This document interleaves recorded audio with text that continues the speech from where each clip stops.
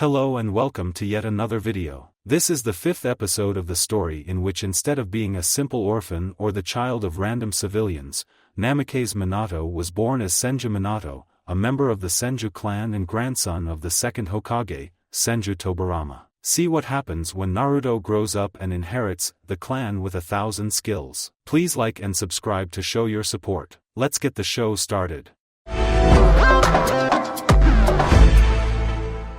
Konohagakure no Sato, the Hokage's rock. The night has long fallen, but Naruto stayed on his favorite spot in the village, the stone faces of the previous, and the current Hokage. 4 days have passed since his fight with Saburo, but Naruto did not know or cared about him now.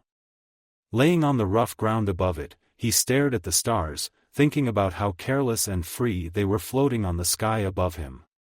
Free as he could not ever be. The burden of the name he carries, the blood that flows in him, the tenant he keeps locked from the world. All those things will forever haunt him. His father might have intended for the Kyuubi to be a gift, but Naruto always felt it was a curse. The conversation he had with the old man previous day still flashed in front of his eyes, while the sentences filled his ears, over and over again. And the curse of being a Jinchuriki showed its first level. Flashback. He walked towards the Hokage's office within the tower.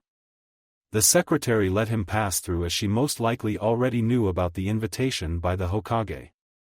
There were many more ANBUs hidden in the shadows around the tower that day, while he saw many other shinobis he never met before.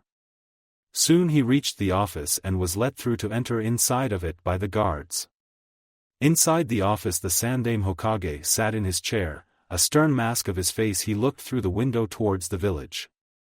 But once Naruto entered inside, Hiruzen turned towards him, and he allowed a small smile to grace his face. On the other side of the room stood Jiraiya, his hands crossed in a contemplative manner as he leaned onto the wall.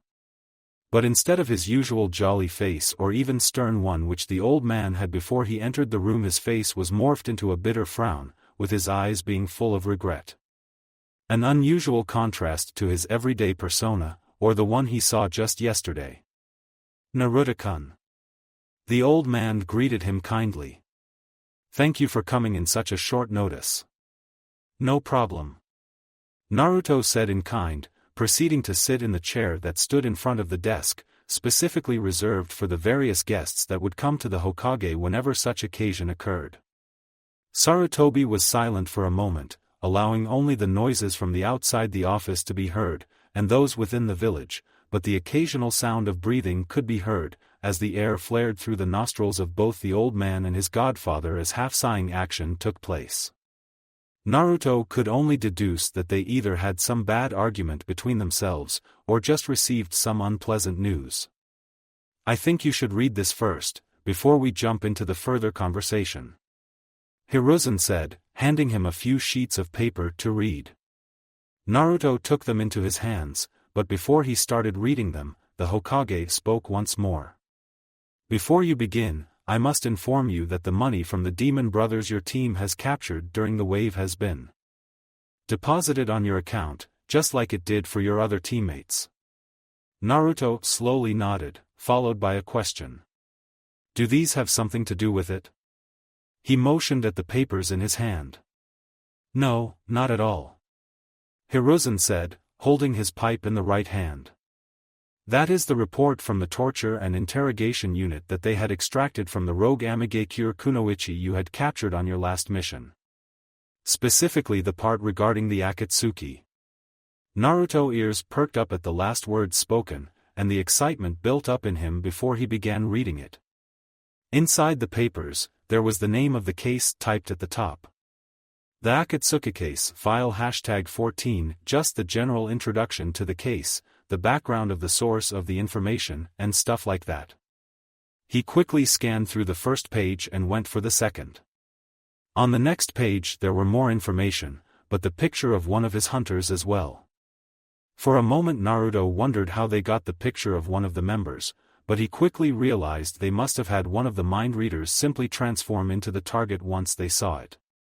Conan, the name was written next to the supposed name, the Angel. And under it, there was a picture glued on the paper itself. a picture of a blue-haired woman in the Akatsuki robes. His mind drifted onto the name, as if he heard it somewhere before. How did you get the name? It was obvious that the interrogation unit did not get it in the first place. So the source must be something else. As soon as he asked the question, his godfather Jiraiya spoke up, approaching him in turn, and pulling something from his pockets. His face was still full of bitterness and regret as he did so. Because he showed him a picture of himself and the 3 AIM orphans he took care of in the past. One of the orphans he instantly recognized as the woman in the files Conan. Of this, Jiraiya finished. Naruto took the picture into his hand and placed it below the one in the files. Various things passed through his mind, but the one that stuck by was the notion that this Conan was close to Nagato, the one with Rinnegan.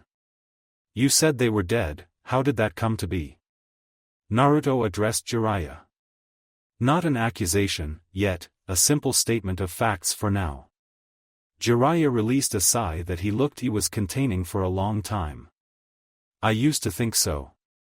He paused for a moment, probably thinking back of the 3 orphans he trained, and the criminals he created in the long run. After we split our ways, I did not hear from them at all until the time I got the message from one of my informants near the border that they were killed. Tough, the circumstances of their death always remained unknown to me.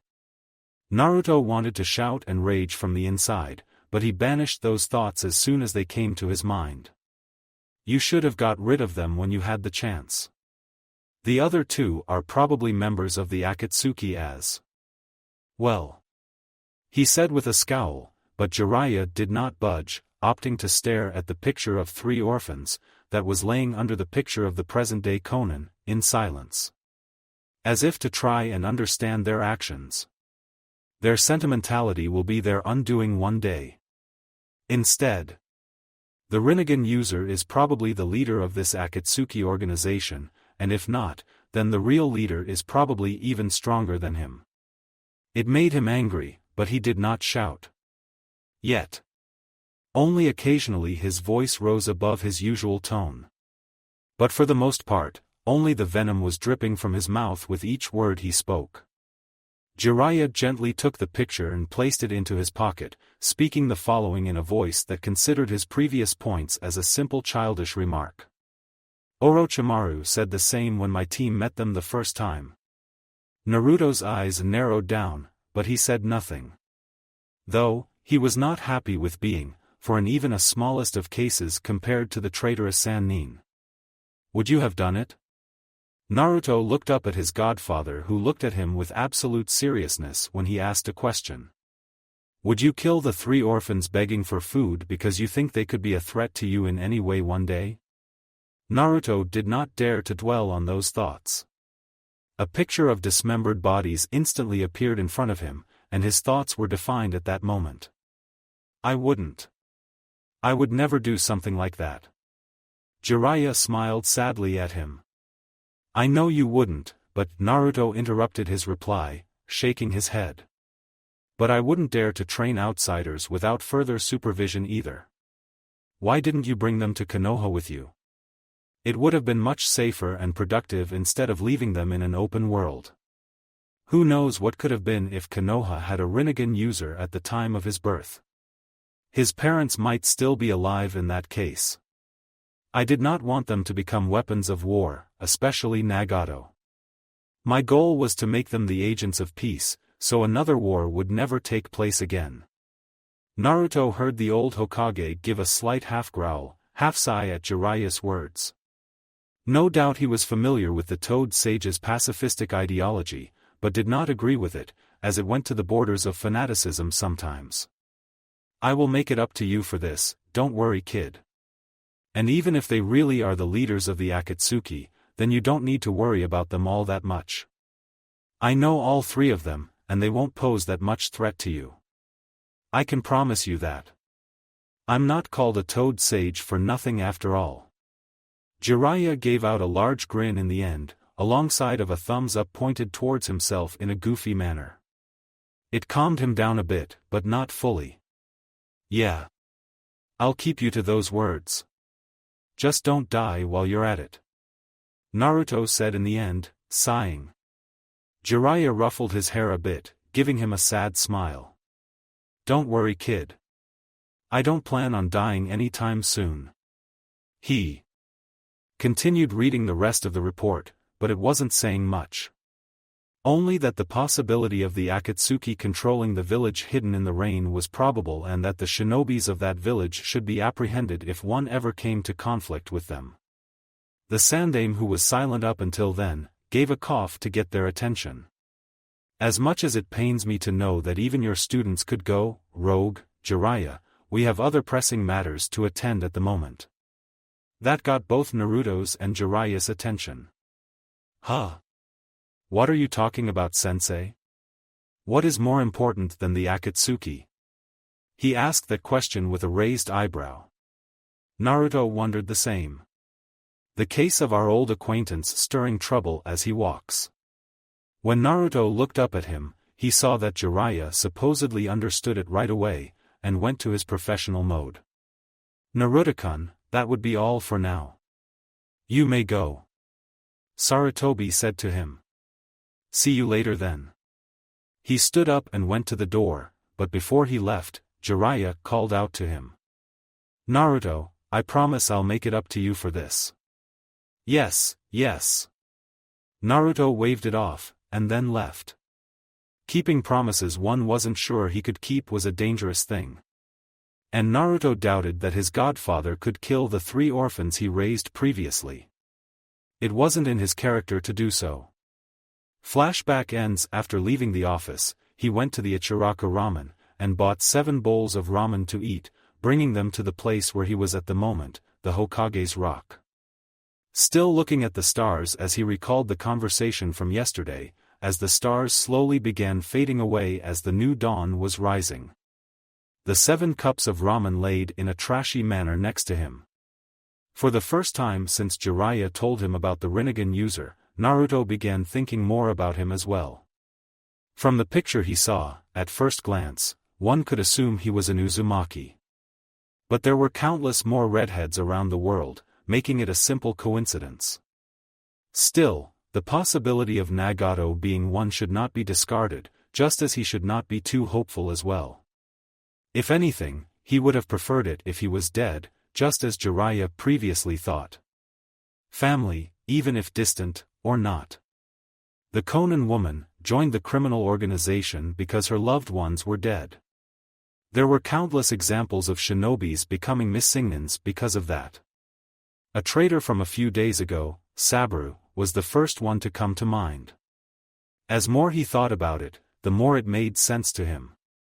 Given the overall prestige, and the legendary power of the Rinnegan for all intents and purposes, Naruto should have been caught by now. Either Nagato really was dead, or the Rinnegan wasn't as strong as it was previously believed. Thinking about that pathway eased his mind a bit, but a distant shadowy figure with deep purple eyes followed him when he was not looking. His inner musings were, however, soon interrupted by a familiar, yet uninvited presence. Just like the one with the Sharingan eye. There is nothing more satisfying than viewing a rising sun above the village with one of its most prodigious young minds. The gruff voice of the supposed one-eyed cripple spoke from behind. Naruto turned his head around to see the Shimura Danzo walking towards him, with the 2 ANBU bodyguards behind him. Speaking of the Sharingan eye. Danza-sama. He stood up and gave a slight bow to the man that approached him, who in turn gave a slight nod to him in acknowledgement. Thought, it's a shame that he does not respect the nature of his home. Perhaps he's not as diligent as I previously believed. A slight poke to the trashed cups of ramen on the ground. Sorry for that. He quickly gathered them to the bag, and went to make a shadow clone to throw them to the closest trash can. But it can be forgiven, as the young minds find out that the international terrorist organization is after him. And that the members of that organization are the former students of his godfather. Danzo spoke in an even voice, waver not even for a second.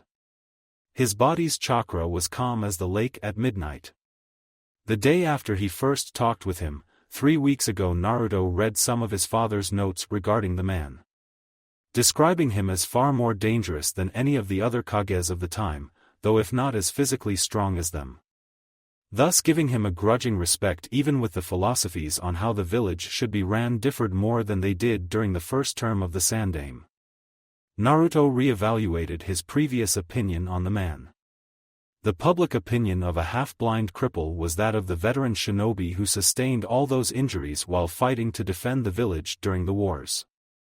Underneath all those bandages, on the other hand, it was the cover of the half-blind cripple who kept the village safe with his private army, loyal only to him.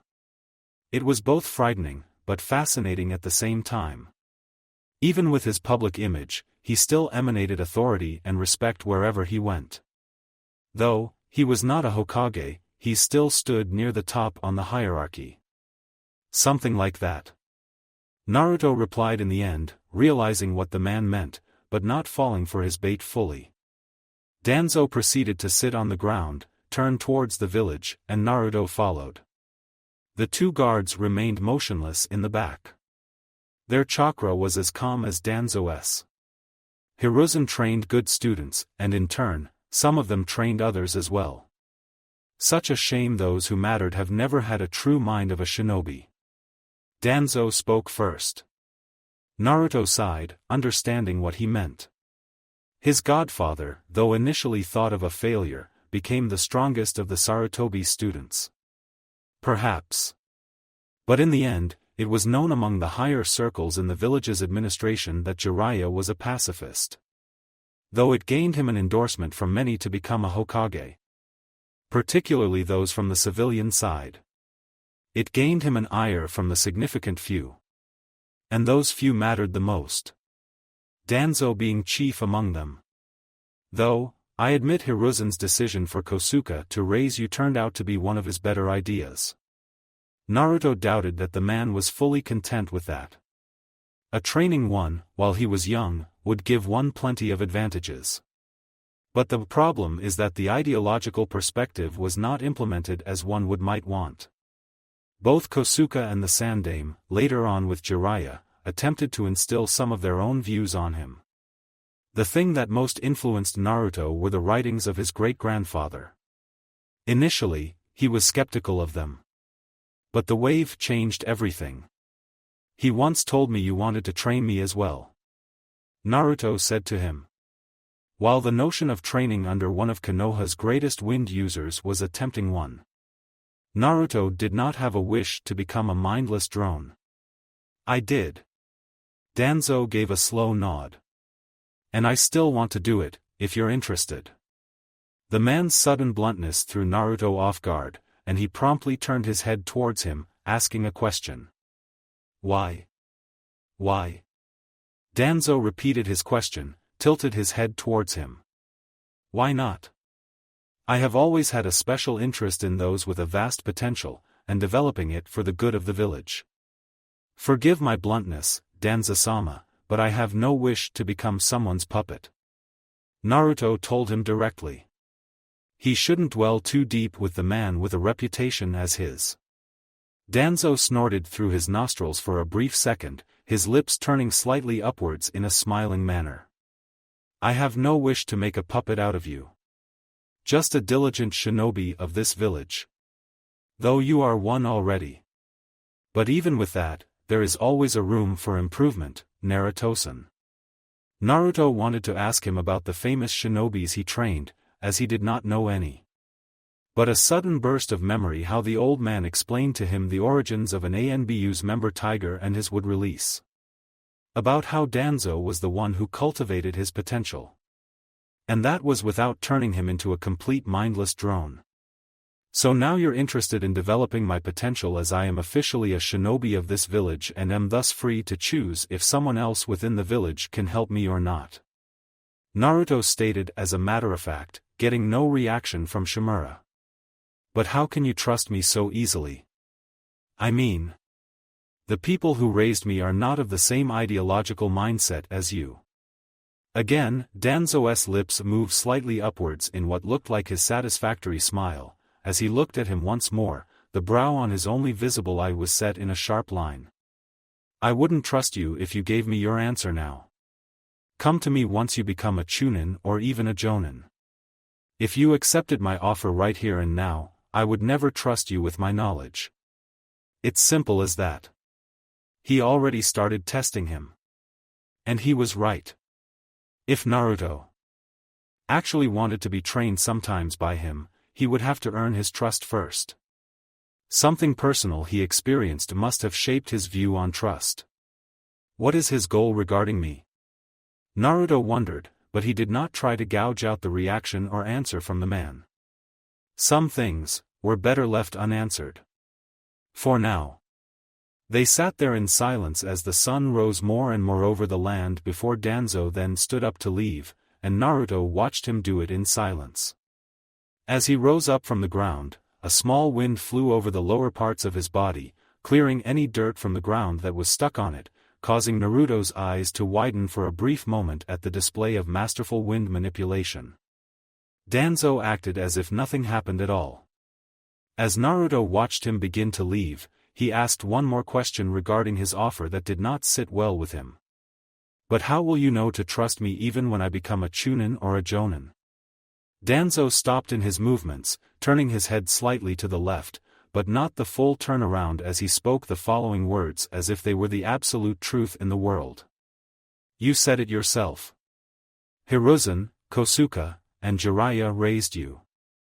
When you come to me for training or anything else, I will know you're not following their mindset of a shinobi, but the one that is imprinted in your blood. I wouldn't come to you otherwise. But if I did, you'd know if I was genuine in accepting your offer.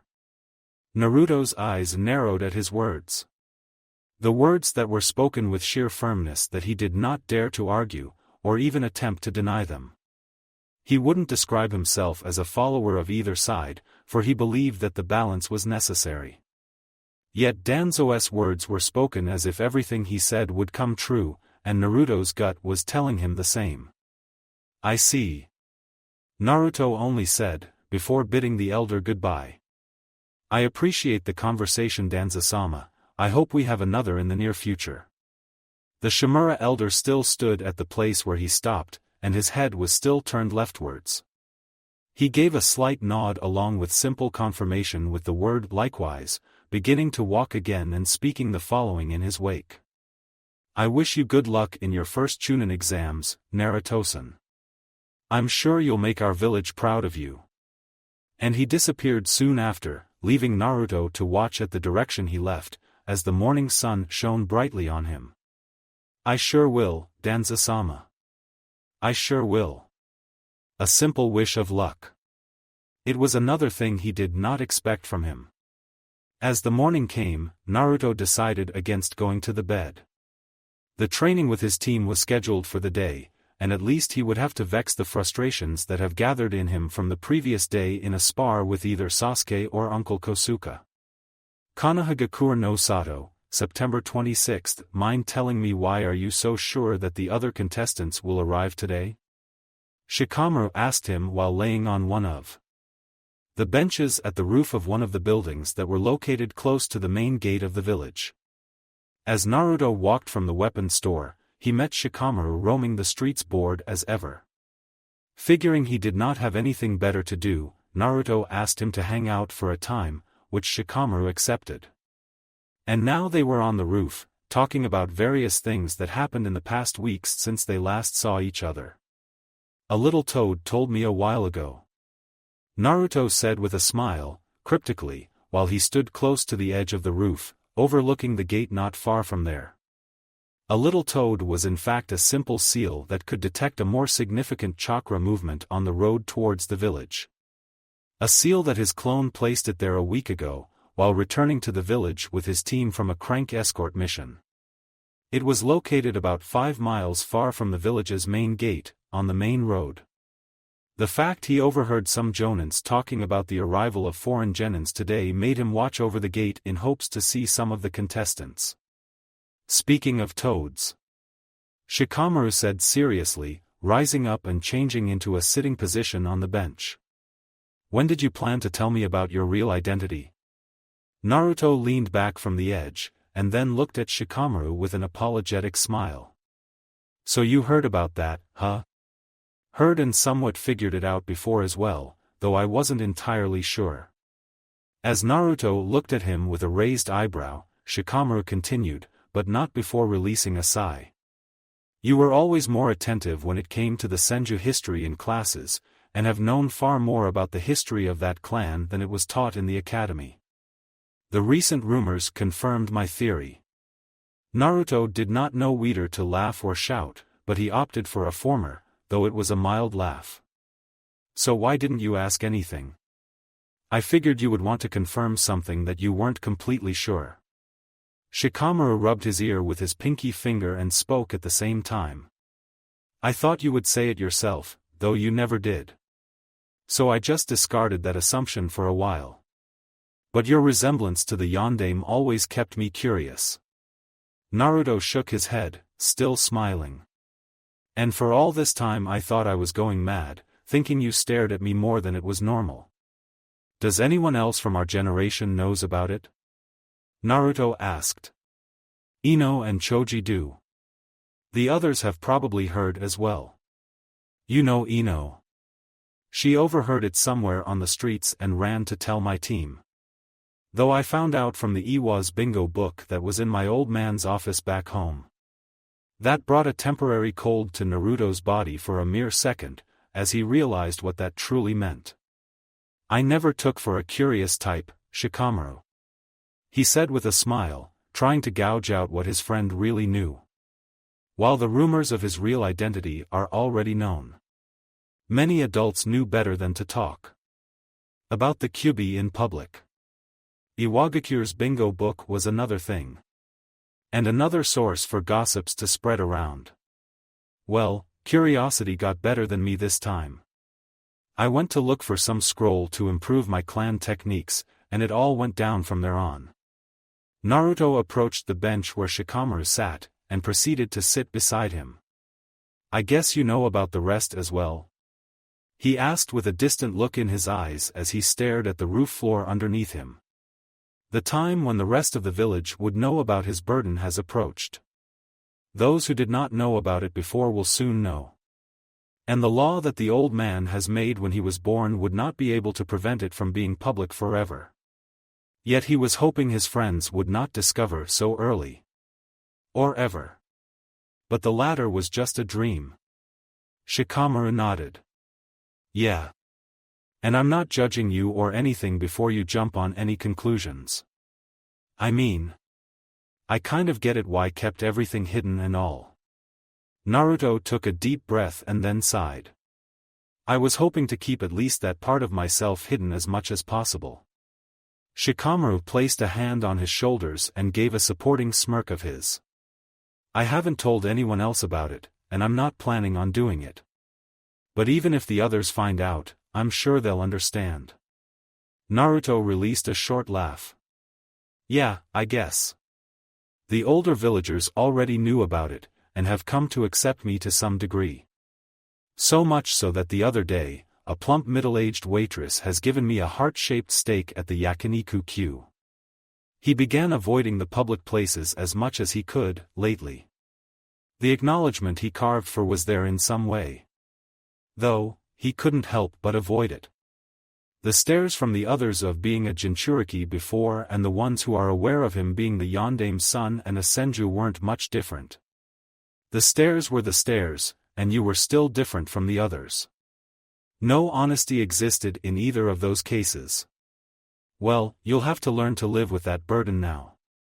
Ino has begun questioning her loyalty to Sasuke once she heard about who you really are. Lucky me. Naruto smirked.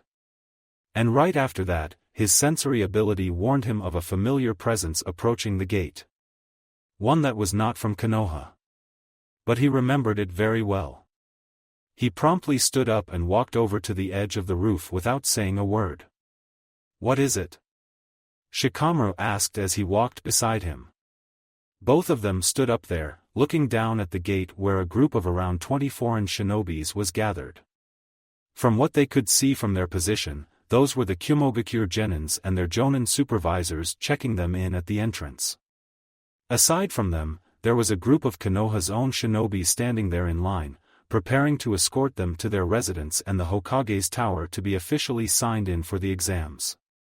Naruto looked at the group of his future opponents in the upcoming exams. The familiar presence was the Raikage's niece, Mabui. On the other hand, there was a similar one as well. Well, would you look at that, Nibi has her own jailer as well. The Kyubi said in his mindscape with a hint of amusement. She's got a Biju as well? Naruto questioned him. Indeed. Kyubi said before continuing again. Looks like Nibi sensed me as well. The Kyumo's Jinchuriki turned her head around and looked at the place where he and Shikamaru stood. She was of short stature and long blonde hair. Huh! Shikamaru exclaimed as he noticed her staring at them as well. The others in her group did not saw them, continuing to talk in between themselves. It seems you've got a fan from another village already. He added with a sly smile as he looked at the girls staring at their position. Naruto snorted at that. Not really. She's looking at us because she probably sensed the fox in me. I didn't know a sensor could detect a sealed Biju. Shikamaru commented as his smile turned into a frown. It can happen, but she didn't. At best she could only sense something strange within me, like another chakra. Naruto spoke as Shikamaru listened to him. Before he said the next sentence, Naruto turned to his friend with a serious expression on his face. Her own Biju told her of me. Wait, so you mean to say she's a Jinchuriki like you? Shikamaru asked, surprised. I do. Naruto said with a nod, still looking at the said girl. In turn, she stared at him intensely with her eyes, though he could see her exact reaction from the distance. He was sure she knew exactly who he was and what he contained. He wouldn't discard the notion of the Yondaime Raikage warning his genins of him. Man. Now I'm really glad Asuma Sensei decided not to sign in my team this year. He said as he went back to sit on the bench. Naruto turned around and gave him a look of surprise. So your team won't participate either? Seems like Sasuke and me will be the only rookies this year. He spoke as he sat near him, away from the eyes of his fellow Jinchuriki that stared at them from the entrance gate. I heard Kiba complaining on the streets the other day about not joining up. I mean, I get why Team 8 won't be there, but not you. Did Ino complain about that treatment? She did, the first day. But on the second it was as if the option to participate was never presented. It seems you can never get bored with Ino around. Though, Shikamaru had a different take on the fun people around him. Maybe it is for the best. Naruto admitted. Who knows who the other villages might send. Best not risk any unnecessary losses. I just hope the next year won't have any hotshot targets to kill the rest of us in the crossfire. Only if Sasuke or I don't pass this year. Naruto smiled from the side. It was true. Both he and Sasuke were the prime targets of an assassination in these exams. Sasuke knew that as well. Hence why the security in the village was on the highest levels possible. It wasn't as if either of them were scared of that. Naruto at least wasn't. But still. The Fuin tattoo on his wrists, hidden by the bandages he always wore on his arms around the village, was there ready to lend him a weapon if it ever came to the situation when the sword of the Thunder God was unavailable. Or when the standard weaponry he would have was useless in the situation. Better not get any ideas. I'd loathe to fight with you in a pointless fight. Shikamaru muttered with a hint of laughter in his eyes. Too troublesome. Too troublesome. Konohagakure no Sato, October 1st, the Academy Room 301, 9 a.m. The next few days leading to the exams have passed quickly. Naruto had spent time training with his team and talking with Kosuke about the preliminary rounds before the final one. Apparently, a written test was usually the first part of the exams. While the second round of survival was held in a few specially designated areas, usually the Forest of Death. At least for the one that was held in Konoha. The other villages had their own system of eliminations. And because of that, the genins of the host village consisted of the largest percentage of those who would pass to the final round. He wondered how deep would the collaboration be between the higher-ups of the village and the genins. Would the genins of the host village know more about their opponents than it was supposed to be known? Maybe I'm getting too paranoid over nothing. Aside from a few of his closest friends and acquaintances, and Danzo, who wished him good luck, he did not get any sort of outside help regarding the exams that would place him in front of the other genins. The genins of the other nations probably knew of their own terrain as much as he knew about his. The knowledge of the opponents was something that he gathered by himself. And not much, to say the least. Aside from the observation of the occasional older Konoha genin who talked about the exams on the streets and having Naruto overhear them, he couldn't gather much, barring their chakra reserves. And now, they were at one of the academy's larger rooms, where the first round of the exams was scheduled to be. Naruto and his team came early. In fact, they were the first team to arrive at the designated room. But before long, the others started arriving as well. They sat on the chairs that were positioned near the windows as other contestants began filling the room. The reason they came early was to see their reactions on either him or Sasuke. And he was gifted with plenty of them. All the while Sasuke sat on his chair, leaning onto the palm of his hand with his eyes closed, ignoring them, while Uncle Kosuke polished his sword with a smile on his face. The Chunin hopefuls from Konoha came with their own teams, and were generally carefree, contrary to those from the other villages who came in joint groups. Particularly those who came from the village hidden in the rain. He counted 21 genin from AIM when they entered. All of them were older than him, and were wearing their equipment and clothes in a rather similar fashion, though he could deduce who was in which team. Chains and umbrellas were the most common weapons, but Naruto could see at least 2 of them having kusarigama on either their belts or hips. But their clothes were not the only thing that caught his attention. It was the look they sent towards him. It was like a predator preparing to catch his prey, or so they wanted it to look that way. Naruto had already fought 3 missingnins from AIM, and while he beat them he was more familiar with their attitude than skill. Proud, vain, and cruel. Seems like Shikamaru was right when he said there are hotshot targets at this year's exam. Naruto muttered, leaning back to the chair and crossing his arms in a displeased manner.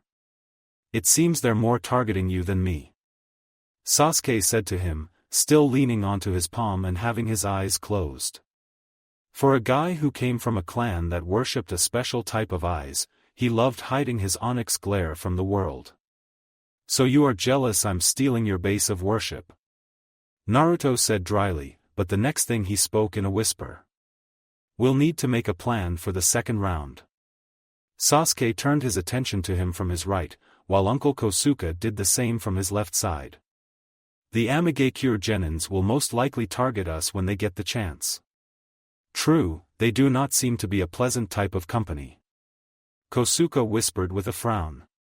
The second round in the Forest of Death is the safest place for them to try anything that their village has told them to do. Assassination.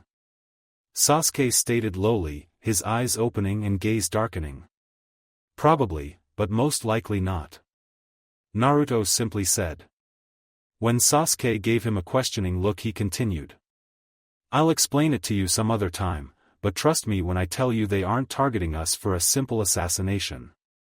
If the revelations about his godfather's former students did not reach him, he would have thought they were here for an assassination. If you say so. Sasuke replied with a hint of skepticism, turning his attention towards the door where a new group of genins entered through the door. Suninins.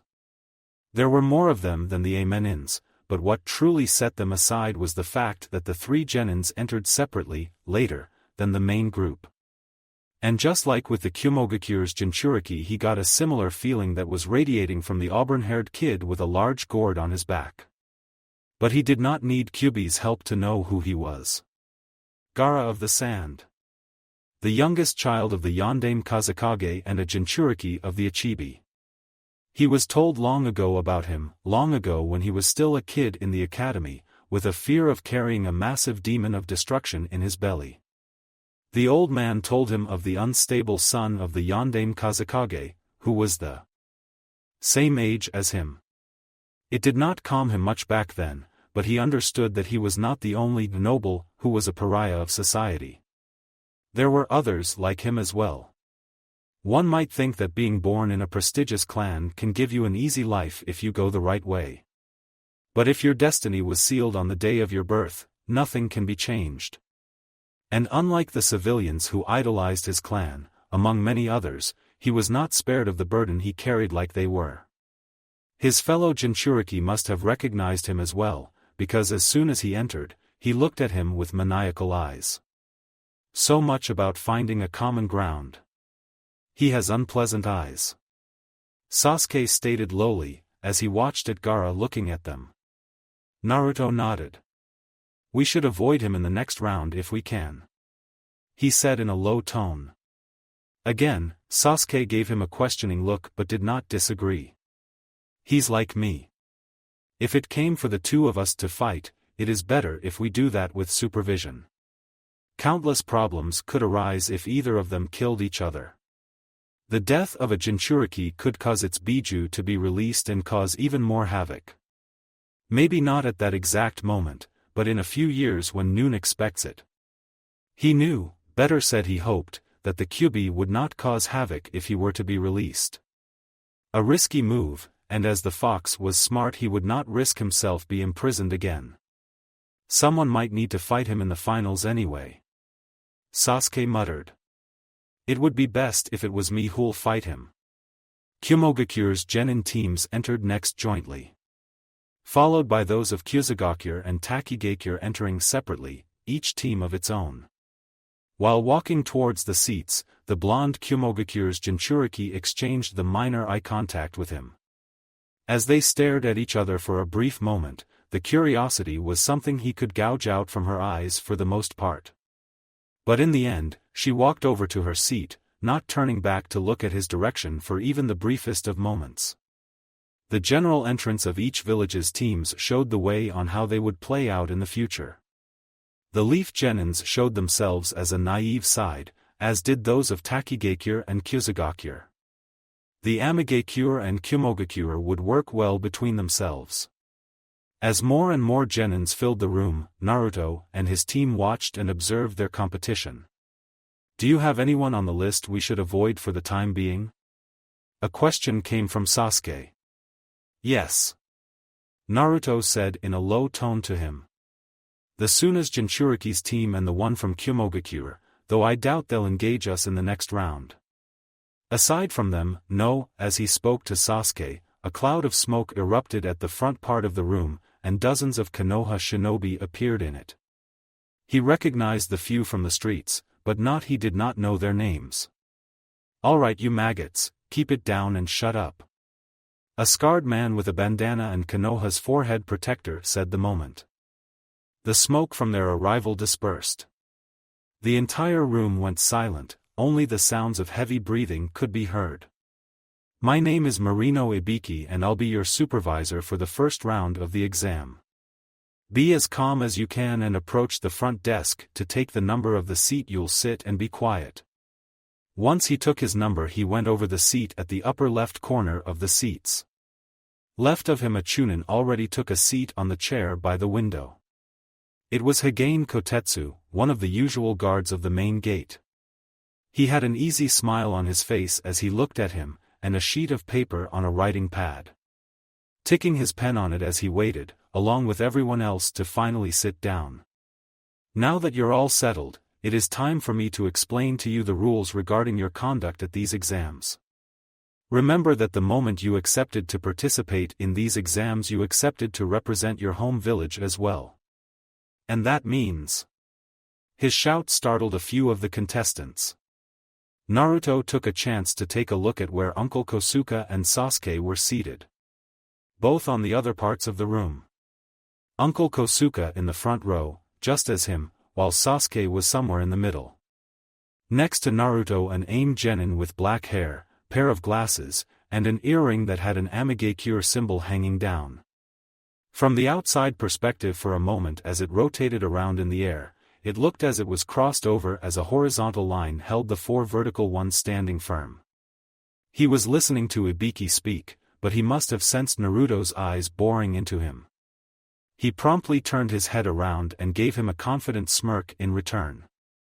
One that Naruto didn't pay attention to as he turned his attention to Ibiki, who was about to continue. Ibiki held himself satisfied by instilling the fear into some of the genins with his shout, from what Naruto could tell. And that means... He repeated himself once again. Is that you are not allowed to fight in the first round. You are not allowed to attack the other contestants, because the first round is a simple written test. Breaking this rule will get you immediately disqualified, along with your team. That much was obvious. Ibiki went on to explain the grading system of the test and the rules regarding cheating, which made Naruto curious as to why would they allow you to cheat 5 times. Bear in mind that if you are caught cheating and losing all your initial 10 points, you will have your team disqualified as well. The proctor will watch over that you respect this rule.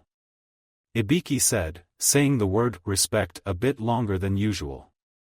Naruto noticed that the Amigakure genin beside him flinched for a moment, and that made him smile. No matter what kind of questions would be on the test, he was sure that both Uncle Kosuke with his decades-old experience and Sasuke who was highly intelligent would be able to answer them. Now. Ibiki made a ram hand sign and the papers in front of every contestant appeared from the seal that was placed on the table. You may open up your tests and begin. You have exactly 1 hour. Starting now.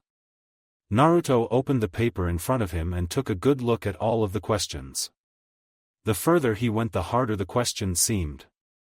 Or not. If he wasn't able to answer these, how would Sasuke or Uncle Kosuke be able to? Not to mention nearly all of the other contestants here. Judging by the lack of sound of a pencil touching the desk through paper, he was right. These questions were made for an experienced shinobi. Plenty of them here are experienced, to say the least. The older genins surely had more experience than him, but he doubted that even half of the chunins here could answer these.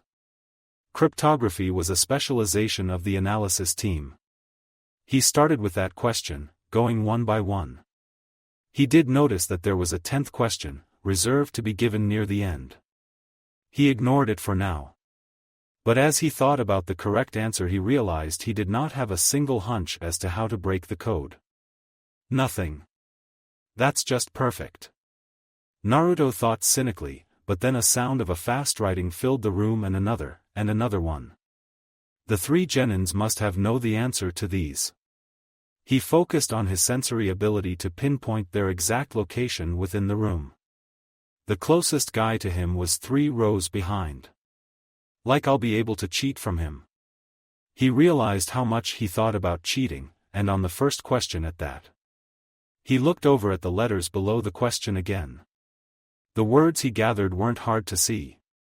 The closest sentence he could form was, consider his endgame among them. And that was once he excluded the other words he saw. Consider his endgame among them. He thought about what that could mean. He still had 45 minutes to answer the other 8 after this one.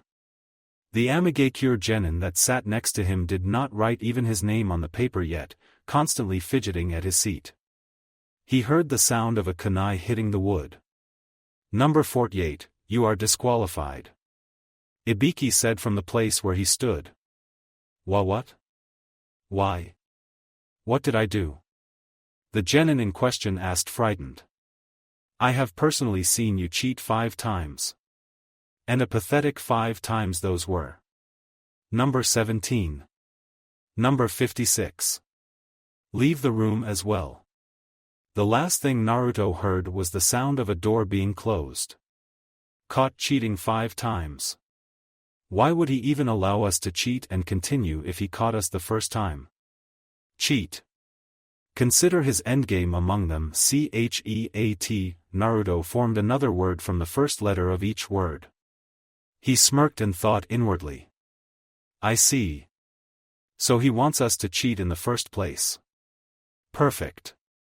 Except he didn't have any particular technique that could help him in this situation.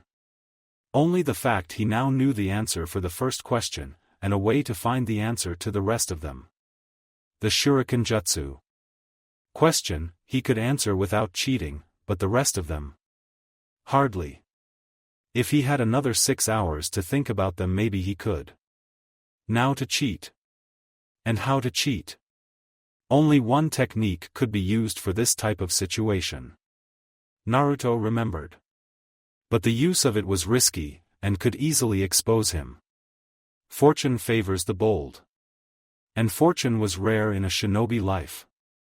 He waited for another 15 minutes to pass for those who knew the answers to finish writing them. In the meantime, Naruto wrote the answer to the 3 more questions, which answers he knew. Let's just get it over with. Naruto thought as he moved his hands under the desk and placing them into a sign that would make a shadow clone. He focused on making a shadow clone that would appear beside Ibiki. Not far from him to be discovered right away for what he was about to do. A cloud of smoke appeared next to Ibiki, covering Naruto's shadow clone for a brief second for anyone else to see who hid underneath it. But for that brief second, his shadow clone transformed into a copy of Ibiki himself. The room went perplexed at the show in front of them. Though Ibiki said nothing as he stood there next to Naruto's clone. He only gave a short snort, while his stern face morphed into a smirk. Go on then. Do what you wanted. Naruto watched his clone-transformed Ibiki walk over one of the genins he had sensed was writing the answers previously. Once the clone approached it, he took a paper from the man and took a good look into it. The rest of the room was silent. Once he memorized the answers from the paper, the clone dispelled and his memories returned to Naruto. Ibiki decided to speak at that moment. The next one who decides to use that, or anything like that, will be disqualified. Now stop looking around like a bunch of retards. Eyes on your tests. Naruto wanted to release a sigh he was holding the whole time. He was happy to know that the 4 questions he answered were correct. Hard to think that another man would think the same as him. After another 5 minutes, he started writing the rest of them in. Number 7. You are disqualified. Ibiki shouted. How? Why? It was the Amigakure genin that sat next to him. Ibiki replied to him. Did you really think I would not notice you peeking to see what the Senju wrote? Naruto did notice the Aminin's eyes occasionally looking over at his paper and writing down the same answers as he did. If only you were as creative as him in that regard. Naruto's blood froze at Ibiki's words. And the man now wore a proud smirk as he looked at him. Number 18. Number 67. Leave the room as well. Son of a bitch. Naruto heard the AIM genin mutter as he left the room. Once the door closed again, Ibiki spoke. You may continue. For the remaining time, Naruto sat calmly at his seat. He answered the rest of the questions and was content to wait now. Ibiki called out more and more genins to leave the room as they were caught cheating. 2 had to be physically removed from the room as they continuously denied that they were cheating. But Ibiki never disqualified him. Even though he saw through his disguise somehow. Of course he would see through it. I just wonder how. Alright. It's time for the final question. Ibiki spoke, some 10 minutes before the time was supposed to run out. But before he continued, the door opened. Naruto turned around and saw one of Suna's Jinchuriki's teammates enter through them. Ibiki spoke in an even tone. If you're done playing with your dolls, sit down to hear the final question. At the flinch of the Suna boy, Ibiki smirked and continued. Don't worry about it. Just take your seat. He probably knows about the way everyone cheated but decided to eliminate only those that were too obvious. This entire test must have been both a psychological and practical elimination. Naruto allowed a smirk to appear on his face, while he rested his head on his hand and listened to Ibiki speak further. But in order to hear this question at all, you will have to choose whether you'll take it or not. At the puzzled expressions of the other contestants, he continued once again. But if you decide to take it, and get it wrong, you will lose all of your points and you will have your team disqualified. In addition to that, you will be forbidden from ever taking the Chunin exams ever again. His previously even, but stern voice got to the borders of a shout. What? A female screeching voice from behind him shouted. What kind of fucking rule is that? Naruto turned his head around and saw that it was a dark-skinned girl with red hair from Kyomogakure. Though not even before he turned around, he saw that the girl was voluntarily subdued and frightened by the aura Ibiki released. A rule that I make as the head supervisor of the first round. Now shut up and don't interrupt me again, he said in a stern voice. None else dared to ask questions or to raise their voice in protest. You have 5 minutes to decide, and you will have another 5 to answer that question. Naruto could feel the nervousness of the others in the room. Somewhat understandable nervousness, but pointless as well. Not every Chunin was promoted through the exams. The field promotion was much more common. But that fact did not calm down many of the contestants, as they started raising hands one by one and leaving the room, followed by their disappointed and bitter teammates. And a snide remarks from the smirking proctors from the side. Naruto could see in Ibiki's face that he was satisfied with this development, as more and more contestants emptied the room, leaving only a fraction of those that originally came. Well. Good choice you made, I must say, Ibiki said. He waited for a few more moments before he spoke again, this time with a small smile. Those of you who remained, congratulations on passing to the next round. And a chorus of "what" could be heard by from many corners of the room, but Naruto did not pay heed to them. He only smiled, satisfied that he and his team passed to the second round.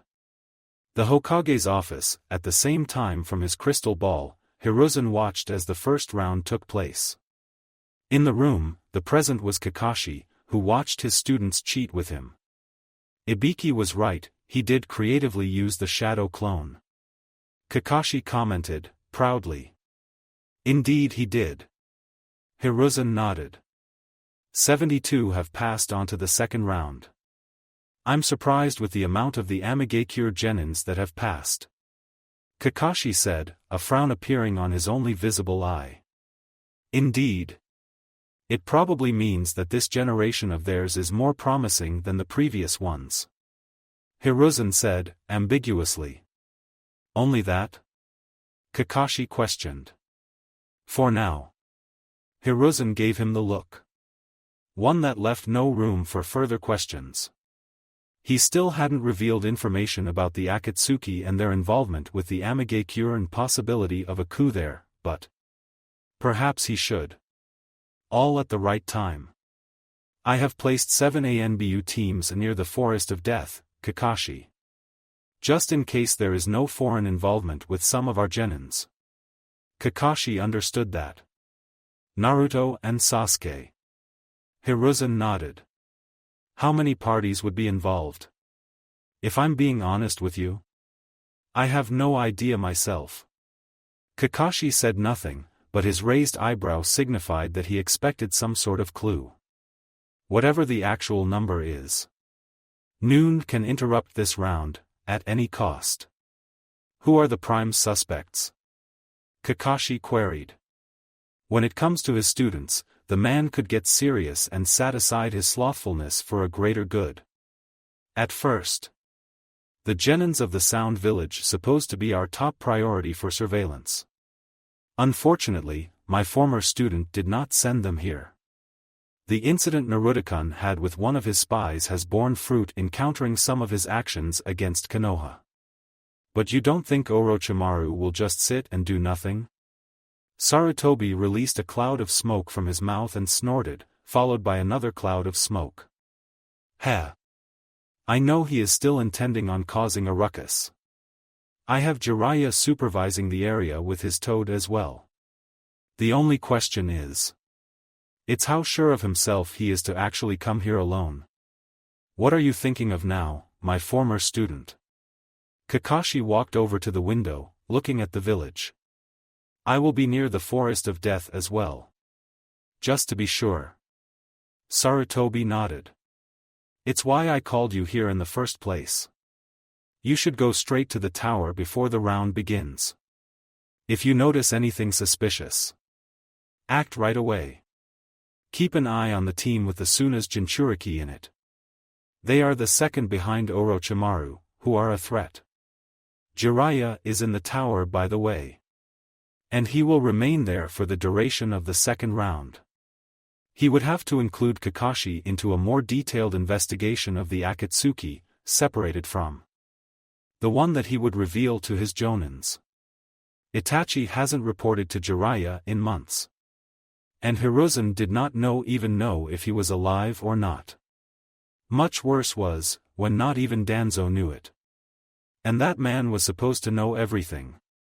So our alliance means nothing and they are to be treated as potential enemies. Kakashi said with a sigh. And to think how complicated the negotiations were. Hiruzen brought both of his hands together, resting his chin on them. I won't risk anything that could endanger our village, Kakashi. Raza has shown his true colors the moment he sent his unstable son to our village. Without even cautioning us of his condition in the first place. Even Kumogakure reported that one of their genins, Ni Yujito, is a Jinchuriki. But Raza said nothing. If it weren't for Jiraiya's spy network in this case, we might not even know about it, initially.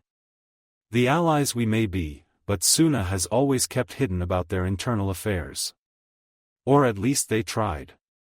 But the affair regarding his son is not everything that is making you wary of him? Am I correct? Hiruzen said nothing for a few seconds, before giving Kakashi a curt nod. We will discuss it at the meeting in a week. Right after the end of the second round. I understand, Hokage-sama, said Kakashi. I will take my leave to get ready and move to the tower. With your permission. Permission granted. Hiruzen grunted, after which Kakashi began to walk to the door. But Hiruzen called him out before he left. Kakashi. Kakashi turned around. Yes, Hokage-sama. Orochimaru. Tsunagakure, Kumogakure, Amigakure. Our enemies and the potential ones are many, while we are all alone. Just as I said to Jiraiya and the ANBUs. Act only if you deem it necessary to do so. The rules state that we are not allowed to jump in unless there is an emergency. In the current case, only if Orochimaru gets involved, or one of the Jinchuriki becomes unstable. Once you meet Jiraiya, he will explain everything to you, and how to act in case something goes wrong to the point the village and the civilians could be endangered. Kakashi bowed slightly. Understood, Hokage-sama. You may go now. When Kakashi left, Hiruzen stood up and walked over to the window. For many years he tried to keep the peace in the village, but the peace was never an option apparently. For many years he tried to keep the peace in the village so the clans would not fight among themselves. In doing so, the two most powerful clans were reduced to 2 members each. A thing that made him ashamed of his reign the most. He wondered if Danzo would have done a better job with them from day one. Turning behind once again, Hiruzen faced the picture of his sensei and predecessor, hanging on the wall. Would Tobirama Sensei be proud of him and his decisions? Or would he scorn him for allowing everything that came to this present day? His emotions in his picture were unreadable as always. Sometimes he could see the pride. And sometimes scorn. He realized that both of those emotions on the face of his sensei could describe his entire reign. There were moments where he was proud of himself, and where he believed that the people would remember fondly of him.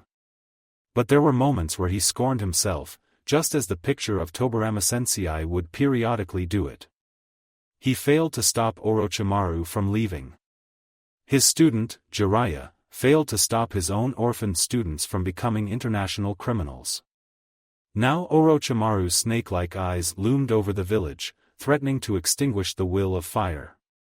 And the flame of one of its most important clans. While the Akatsuki threatened to cut the tree of Senjus, a life force that created the village he vowed to protect. Hiruzen traced his fingers over the crystal ball that shone clean darkness when inactive. He threw a look at the papers that were built up on the table as well. Sarutobi released a sigh. Some other time. For now, he would watch the second round through his crystal ball. As time passed, he watched Naruto and his team standing near the gates of the Forest of Death. All the other genins were there as well, though, all separated into their own groups. Anko wore her usual clothes as she explained the rules of the second round, giving the papers the contestants would have to sign that Konoha would not be responsible for their deaths if it came to it. He hoped there wouldn't be many deaths in the second round. Especially among the genins from Konoha. Though, by looking at the attitude of some of a menins, his hopes would remain just that. Wishful thinking. They did not hide their interest in Naruto, which made Hiruzen wonder on how his surrogate grandson would deal with them. Only a small part of him was worried, for he knew that Naruto could very well deal with them. Especially with Kosuke and Sasuke at his side. On the other hand, a showcase of the open animosity towards Naruto from Amigakure Shinobi confused him. Would the Akatsuki leadership of their village act openly and so brazenly against Naruto? The last report from Itachi to Jiraiya said that they are years behind their goal of capturing every single-tailed beast.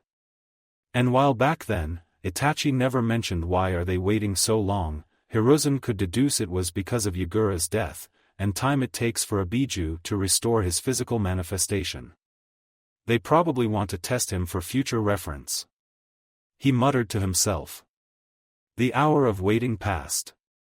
And soon, he noticed that Anko announced the beginning of the second round. Whatever the Amigakure genins mean to do with Naruto, they would hit an unbreakable wall. The Forest of Death, mind telling me why are you donning your armor? Sasuke asked, kneeling on the ground and checking his equipment before they embarked deeper into the forest. Naruto decided he would wear some sort of shinobi battle armor. Similar to the one his ancestor had. It was made of some sort of gray iron, with his clan's symbol inscribed on its chest. They have finished the written test and were readying themselves to finish the second round. They only had to find an earth scroll to complete it.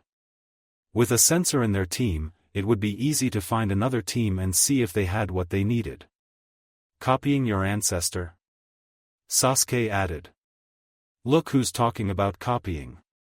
Naruto said to him with a snort, all the while connecting some sort of white fur on his shoulders.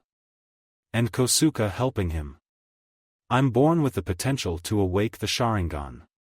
I did not choose to have it. Is that a wolf's fur? Sasuke asked inwardly. And what's with a fur anyway? I never saw you complain about having it. Naruto replied to him. And as for the fur is here. Naruto began, making a ram seal to do this. In an instant, the white fur got bigger and covered his blonde teammate from hair to his feet. Touch it. I see. Sasuke muttered, knocking his fingers onto the white fur as it was some sort of door. Although, not a wooden door. This was a hard material. Like the iron that was used to make a kunai. But why do you need it anyway? I think we can deal with any opposition without you wearing it. True. Naruto said, pausing to strengthen the armbands. We could. But I'd rather not risk it. Especially as we are to have some company soon. Are you sure, Naruto-kun? Kosuke asked him, placing his hand to his sword.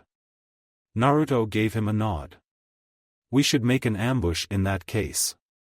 Do you know who is coming by the way? Again, Naruto nodded. It's best if we don't waste any time here.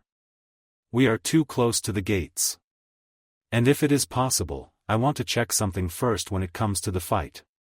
So where we're going then? Sasuke asked him. It's obvious by now that you want to be on the front. You really know me.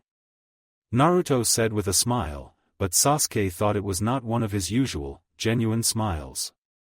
There was no satisfaction in his eyes. Pure ice remained. Lead the way then, he said. If they were to make an ambush, it was better if they did not waste any time.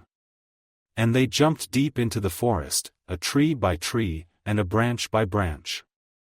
As they jumped further, Sasuke, who was behind Naruto, and behind him, Kosuke, noticed something that was stuck by his blonde teammate's sandal. It was very little, but noticeable, as it was a contrast to Naruto's black sandals, with its pinkish color. You have something stuck on your sandal, Sasuke said to his teammate, who continued jumping and ignoring his words. He only gave a simple, I know, and continued jumping further. They soon reached a small clearing somewhere within the forest, by the river that flew towards the north. This should be good enough, Naruto said, looking around at the trees and nodding to himself once again. He then made around 10 clones who scattered in various directions, while the real Naruto remained there with him and Kosuke. So we need to find an earth scroll in order to pass. Indeed. Naruto nodded. He motioned for them to get closer, as the all three knelt to the ground and formed a triangular circle. It seems that the 15 of them are after us. The Amigakure Genins, Naruto said, whilst closing his eyes and placing a finger onto the ground, sensing the range around them, the best of his ability. Are you sure they're after us? Sasuke has asked him, a bit skeptical on the whole affair. He did not know why the Amigakure group would join together and go after them.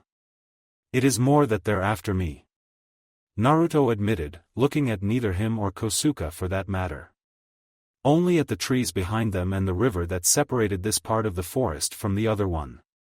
Because of the Kyuubi? Sasuke asked bluntly. That was the only reason why someone would be after his teammate if it went over the boundaries of the clans.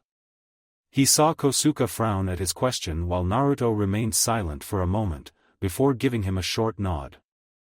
But Sasuke felt as if there was something more than just that. If they truly are after the Kyuubi, then I doubt they would show so much animosity back when they entered the room in the academy.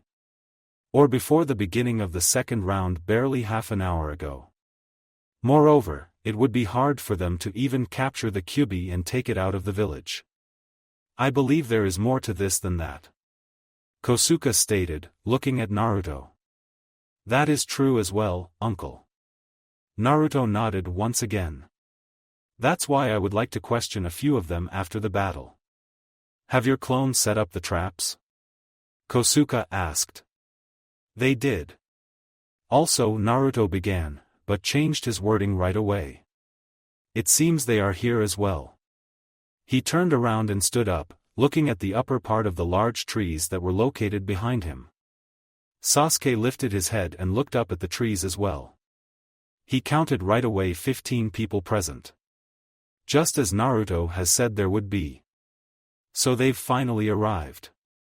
Kosuke drew his sword and stood in a battle position, a feet behind Naruto on his left side. Sasuke followed, and drew 8 kunai from his holster, taking a hold of them between his fingers. Only Naruto remained unarmed. And unperturbed as well. A rather tall girl jumped down to the ground, followed by 2 males. She had long raven hair and pale skin that was covered with revealing black clothes. On the upper part, only something akin to a bra could be seen, hiding nothing that could make the boys lose their head over. On the lower just a regular shinobi pants. All black. Her face, or better said, the left eye had a long black tattoo over it the form of a thick black line. The males wore black clothes as well, though more military-looking ones. The Amigakure headband shone brightly as the glimmer of light from the sun sneaked into the dark forest. One had Kozurigama in his hands, while the other held Shinobi katana. The other 12 remained standing, scattered on the trees. One could easily guess who belonged to which team. The same pattern just like of those 3 on the ground, but different colors. Kosuke kept an eye on the 6 shinobis that were directly in front of him, some 40 feet away. Sasuke did the same.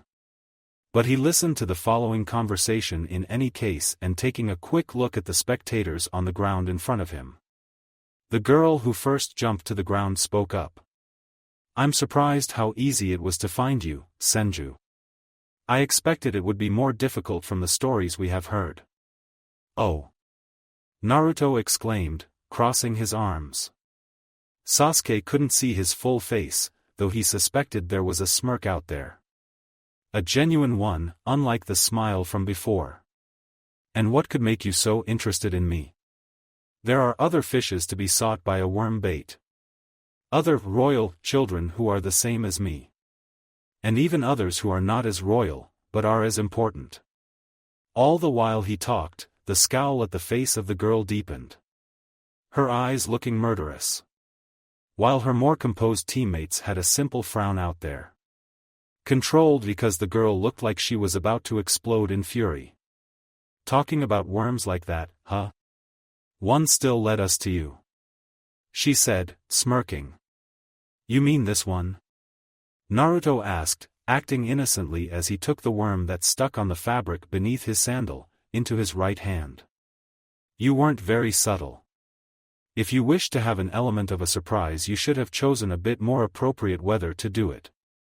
It hadn't rained for 7 days by now, in Konoha. And it doesn't look like it's gonna rain anytime soon either. If you left your rainy homeland more often, you would know that, Ohama-san." Naruto's words angered her, but she still did not attack. "So you know I'm from Ohama clan. It's not like it matters anyway. As both you and your teammates are going to die here today." Sasuke worked his brain for a second, remembering a lesson from the academy about the foreign clans. Ohama clan of the Land of Rain, specialization in worms, and a use of them. Similarly to the Aburame clan and their bugs. But with worms. One of the founding clans of the village hidden in the rain, alongside the Hattori. I don't think animals can share the same chakra signature with humans.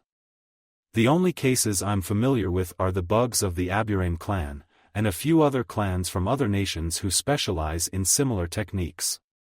So when a skinny worm crawled up to my boot while Ankosen was reciting the rules, I recalled one clan from the Namikaze who is known to use worms for various purposes. Naruto said without pausing for a moment. Sasuke could detect even a hint of amusement in his voice as he spoke. But it still went unanswered on why he did nothing to prevent the Namikaze group tracking them. "Why didn't you remove the worm then? Are you brave or just stupid?" the girl said with narrowed eyes. But Sasuke started seeing hints of fear, as her voice cracked for a moment. "Same can be said about you lot," Naruto replied. The previous amusement was gone, and indifference took its place. Probably another mask as well, Sasuke thought. Then another genin, the one in a yellow jumpsuit with spiky brown hair, and some sort of underwater breathing mask, jumped down and spoke to the Ohama girl, followed by the other 2 who dressed in a similar fashion. "Control your emotions, Atsuya. Remember the mission your uncle Hamachi gave us. It's no use if you play into his game." So they had a mission regarding Naruto. Sasuke thought inwardly. He noticed Naruto moving both of his hands behind his back, and moving the right one into his holster pretending to dig something from it. He is baiting them again. It was the strategy he took a liking to in the period after the catastrophe in the wave. Against bandits, since they fought them for the most part. It was hard for Sasuke to imagine that his rival in who would be the more gloomy in the academy could change in that way. Naruto's movements alarmed the Amenins and they stood in the battle position. Regardless of the mission they had, the fear is still there. While his right hand explored the holster, he sent them a message with his left one. Don't take your eyes off the enemy, was the most important one. So it begins. While he had his own taste of blood, by killing some highway robbers on one of their missions. This was a completely different thing. This would be his actual first taste of real combat. The death was a common theme in his dreams. Whether it was him killing someone, or witnessing someone being killed. The people he would be fighting were about to die. Him dying was not an option. If he died here, it would be as if he never lived in the first place. His clan would die out with him unavenged. Right behind you, Naruto. Those 6 to Uncle Kosuke, those 3 in a yellow jumpsuit to Sasuke. And the other 6 to me. Naruto considered his strategy carefully. The enemy did not attack, even if they came to them first. It seems that the tall Ohama girl was their leader. And that his comments stopped her resolve and advance. Let's see if this will work. He made another hand signal to Kosuke and Sasuke on who should they fight, but he did not turn around to see if they understood it. However, the voice of his surrogate uncle affirmed his line of sight. You can count on us, Naruto-kun. And that of Sasuke as well. Whenever you're ready. He removed his hand from his holster, and the amenins tensed. But instead of drawing a weapon he simply rubbed his nose for a second, while his eyes were set on his targets. He wanted to capture some of them at least. For he doubted a minor village, like Amigakure, the one that Konoha didn't wage war against in 20 years would decide that he was a threat to them on a whim. With the knowledge that Akatsuki might control that village. A simple assassination of him would be a foolish mission. Especially considering what they wanted from him. But he also doubted that these genins knew what Akatsuki actually was. And that the Akatsuki would send a bunch of genins to try and eliminate him. They won't learn anything about me today. After all, not leaving your homeland too often can result in ignorance regarding your own clan's special animals. Or she simply thought a foreigner wouldn't know something like that. Whatever the reason was, he will make sure these people never repeat their mistakes again. Naruto decided to act first. He quickly activated the seals that were hidden among the leaves in the trees. But not those where his opponents were located. He did not have traps placed in there. Many shinobis could sense them easily if they were very close to them. But that was the reason he placed them there in the first place. A diversion. The explosion enveloped the upper part of the clearing in smoke that cut the line of sight for the amenins at the top. Naruto quickly jumped at the smoke as fast as he could. The gravity seals were turned off the moment he entered the forest of death. As he exited the smoke, he already had a kunai in his hand ready to be used. The sword of his ancestor was a liability in this situation. Too shiny and too easy to be noticed. One of the aim genins he decided he would fight was caught by surprise and was easily killed by him by a slice of a kunai over his throat. He did not look into his eyes. It was not the time to think about those at the end of his blade. Not so fast, you Senju bastard. The Ohama girl shouted from behind him, holding a kunai of her own in her hand. Naruto quickly replaced himself with a genin he just killed. Didn't I just admonish you about an element of a surprise down there? She did not say a word, only giving him a smirk in return while her kunai was dug into the heart of his fallen opponent. He noticed a spiky chain surround him from above, and sensed one of her teammates coming from behind ready to stab him in the back. And so, for the second time in 20 seconds, Naruto used a substitution again.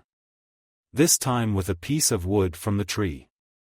The chain encircled the log which appeared in the air, while Naruto stood behind the man that attacked him. The moment he appeared behind his enemy, Naruto infused the wind chakra from his mouth into his kunai, strengthening it and prolonging its line of attack. Wind release, vacuum blade. The man was caught by a surprise, just as he was cut by the blade a second later. 2 deaths, in not even a minute. But he did not dwell on it as the battle continued. The two remaining Amigakure shinobi that stood at the top of the tree initially, now flanked him from both sides intending on killing him. But before their blades were stuck into him, the fur of the wolf that hung on his shoulders enlarged itself with the chakra he has sent into it moments before, surrounding his body in its entirety. Needle Jizo. A sound of kunai clashing with his hardened fur filled the air. A small section around his face was left open, allowing him to see the other two enemies not far from him. The fur that surrounded him left the space inside of the protection for him to move his hands.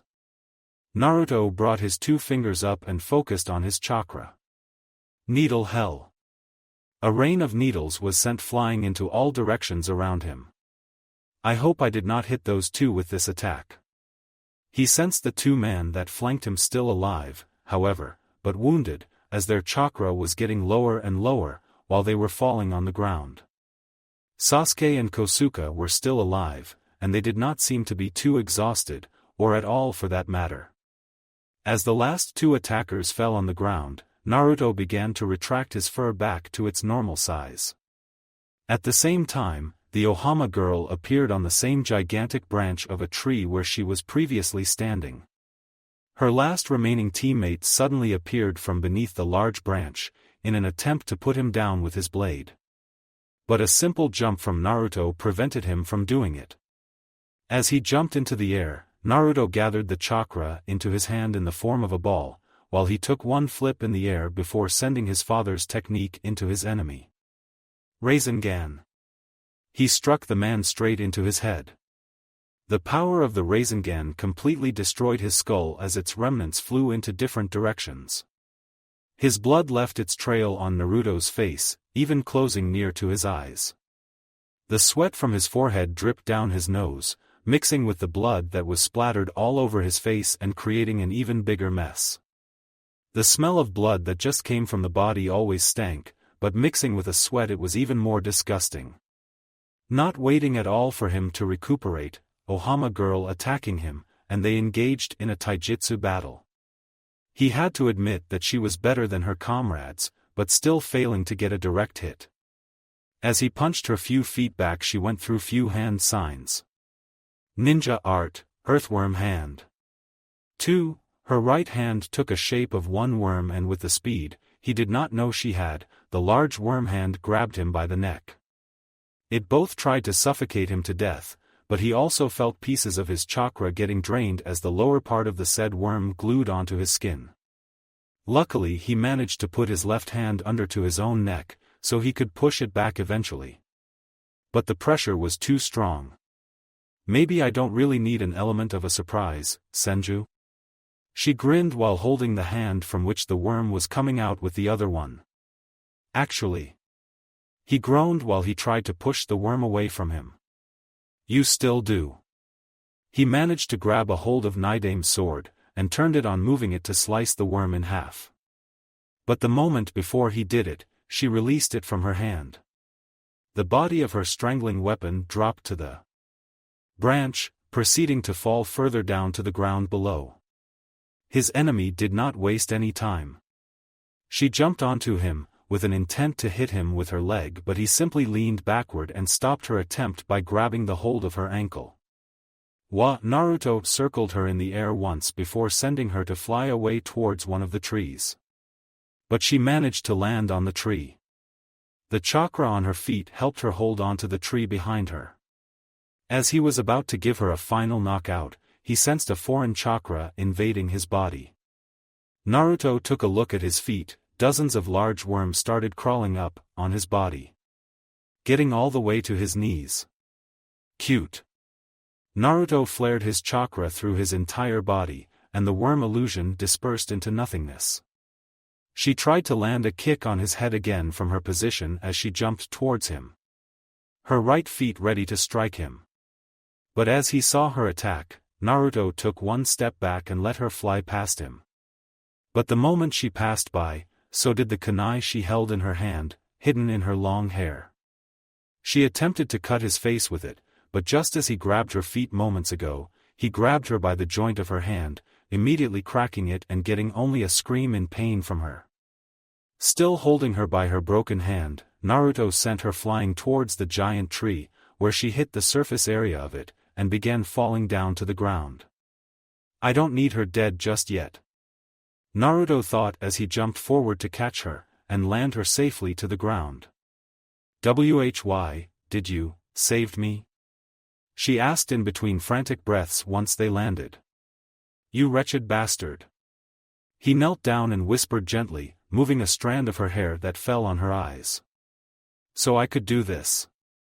And sent another punch to her face, knocking her unconscious, and perhaps even breaking her nose, as the drops of blood started leaking from it.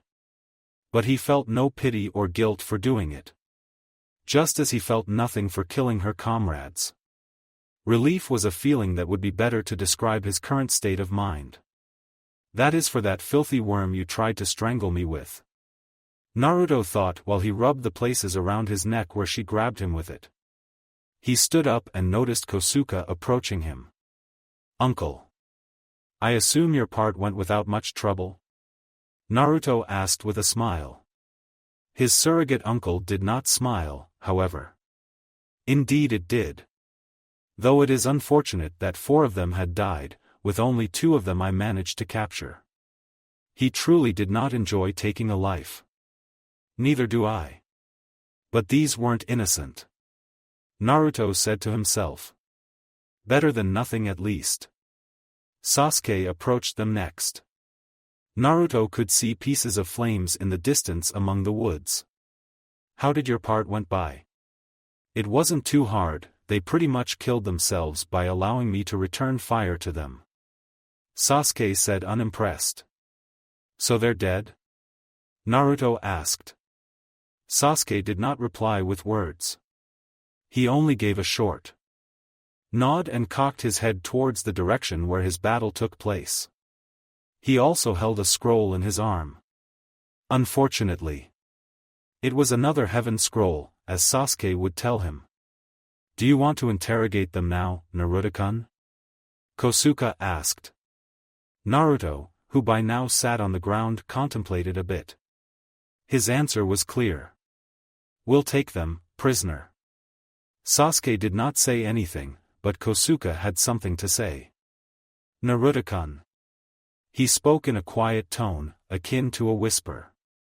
"It is one thing to extract information from them, but if the word gets out we took them into custody, Konoha could face problems from the other villages. You know it well that the others are always looking for an excuse to stir up trouble against us. I know it's forbidden to do it, but I have no choice." Naruto pressed on. He had a group of missingnins after him, and clues on where they could be. Simply letting the 3 surviving amenins go was an invitation for trouble. Whatever their actual mission regarding him was, he was sure it had something to do with the Kyuubi. No other reason why Amigakure Genins would go after him. "Look," he began once more as the tense silence stretched all around them. "They've signed the consent form that Konoha would not be responsible for whatever happens to them. This forest has plenty of dangerous beasts that could very well eat their dead bodies. If it comes to that, that is. In any other case, their bodies could be destroyed once the necessary information from them was extracted. And AIM, or anyone else for that matter, would have no proof that we had anything to do with their disappearance," finished Naruto. Kosuke sighed but gave him a somewhat of a sad smile nonetheless. "I see there is no changing your mind then. Very well, but we should first take the scrolls that they had." "Right." He summoned 3 scrolls from the seal on his arm and placed them on the ground. "Can you perhaps do the rest? I have to clean the blood from my face." The 2 of them had a less bloody fight, as Naruto saw no traces of the enemy blood, like the one that was visible on his face. "I allowed those amenins to get too close to me." He stood up and went towards the nearby river, but after the few steps he took, a hand of Kosuke was found on his shoulder. He did not address him directly, only giving him a few wise lines. "Hiruzen told me about what you discovered about the Akatsuki. I don't know why you did not tell me about it. But know that I will always have your back. No matter what." You don't need to carry everything within yourself. Remember that. He said nothing for a moment, but in the end, he returned a sincere smile to the man that raised him. I just didn't want to trouble others with more of my problems. That was the only reason. Aside from Jiraiya, Sandaime and Danzo, none else knew that it troubled him to know about the potential location of his hunter's lair, and not being able to do anything about it. The old man apparently decided to tell Kosuke about it. A small part of Naruto was angry at himself for not talking to the man about it earlier. But alas, nothing could be done now. The pursuit of the truth is a noble cause, Naruto-kun. But don't let yourself away from the path of the light. Away from the path of truth. Kosuke said to him, kindly. Yeah. Naruto chuckled. It would be way too dark for me then. Go on and clean yourself, my boy. Me and Sasuke will take care of the rest. Naruto nodded and went on his way. In silence. As he approached the river, he began splashing water onto his face, cleaning away the blood from his enemy. As he washed away, a reflection of his bloodied face remained in his head. But the reflection itself wasn't the reason why his entire body and mind felt troubled by something.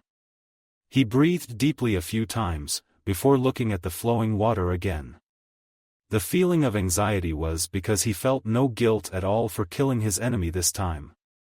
And the fact that his anxiety was slowly washed away, that he was safer with them either dead or captured. Maybe he was getting too paranoid after all. So many enemies. So many potential enemies. So many hidden enemies. But he tried to go on as if he was all alone. When you come to me for training or anything else, I will know you're not following their mindset of a shinobi, but the one that is imprinted in your blood. Those were the words that Danzo said to him the last time they've met. And for the first time since then, Naruto found himself realizing what he truly meant with that. Even if there was resistance within him to that realization. From Danzo he already learned that having pacifistic ideals will lead to nothing but more troubles whose seed would grow stronger each time than the last. The sheer merciful attitude throughout the history of his village brought every problem he had now, on his shoulder. A heavy stone on top of his heart. And a heavy knowledge on that he could never rest easy for the rest of his life. If the Akatsuki was defeated, the other villages will continue trying to eliminate him. If the other villages are destroyed, any survivor is bound to seek vengeance on him. And if not him, then any children he might have someday will inherit his burden. Until nothing is left from either him or his clan. And it all came from those who were closest to him. In either blood or bond. Danzo was right. Naruto said inwardly. His great-granduncle continuously spared Uchiha Madara, and because of that allowed him to ruin his life on the day of his birth. Senju Hashirama distributed the tailed beasts to the other villages in hopes it would create an everlasting peace. It just created more wars. It killed countless more innocents. It placed a burden on him. And at that moment, Naruto had come to realize why the Kyuubi hated him so much, initially. And why he held a deep distrust towards him the entire time. His godfather looked at beyond the boundaries of the nations, but it was all in vain. For even from the noblest of the ideas, a monster can be born. He splashed the water over his face one more time. The blood that marked him was gone. And with it, any trace of thought that the conflict can be resolved peacefully, and without bloodshed. Because at the end of the day, the blood of the others could be washed away. His would forever be lost if it was spilled. But what kind of blood did he mean anyway? Naruto remembered Danzo saying, mentioning it by the end of their last conversation. Konohagakure no Sato, the Forest of Death, the tower. Naruto sat in one of the rooms in the tower where the finals were supposed to be announced. The gray, lifeless walls surrounded him on all sides, reflecting his feelings. His team reached it just 15 minutes ago. And after dealing with the Chunin, who appeared from the formula of 2 different scrolls. Team 7 was officially allowed to pass. Uncle Kosuke went to his room. Ever since the talk about his apathetic way of dealing with the opponent's enemies, he got a bit detached from him. From their quick talk in the aftermath of the battle, barely any words were spoken between them since then. Neither of them started any conversation. Even though it hurt him a bit, he let it go, as everyone, including him, had their own way of coping with the life of a shinobi, as well as the decision one's comrades would make. Coping with the fact he had hunters after him, even if he was not a missing nin. He began taking off his armor, letting it freely fall down on his bed, easing the pressure on his shoulders and body, letting his skin breathe with more ease. The gravity seals have been discarded even before the round began, but his body still needed time to adjust to the lack of pressure on it. The chakra was flowing much more actively and densely ever since. All the strength and all the power that accumulated from the pressure was now free. The white fur had the traces of the blood still left on it, so Naruto decided to put it in a scroll, reminding himself to later wash it away. He did not even discard all of it. The black tunic beneath it was still on him, as well as the armor on his arms when his godfather decided to enter the room. Without an announcement or a knock. "Hey kid. Just heard you passed the round," Jiraiya said with a smile, walking straight in, after closing the door.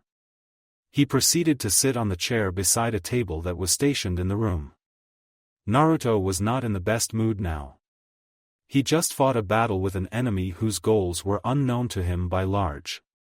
And while he felt no guilt for the dead genins he had killed, he felt as if his mind created more and more heavy thoughts on purpose just to spite him for it. "I'd appreciate it if you could knock more often, uncle.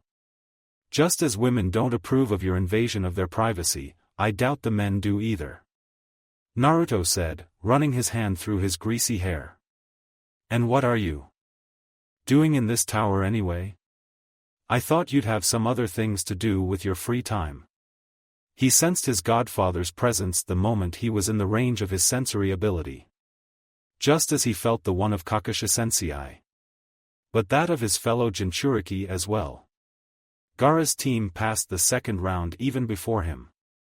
Aside from them, plenty of Chunins and maybe even Jonins as well could be seen and sensed in the tower. "What's got you so gloomy? More so than usual?" Jiraiya questioned, crossing his hands together, with his face being full of curiosity. "And as for me being here," he began, his mood getting more jolly as he spoke, though his smile didn't reach his ears. "Sensei thought of this as a punishment for creating trouble for you in the first place. You know what I mean.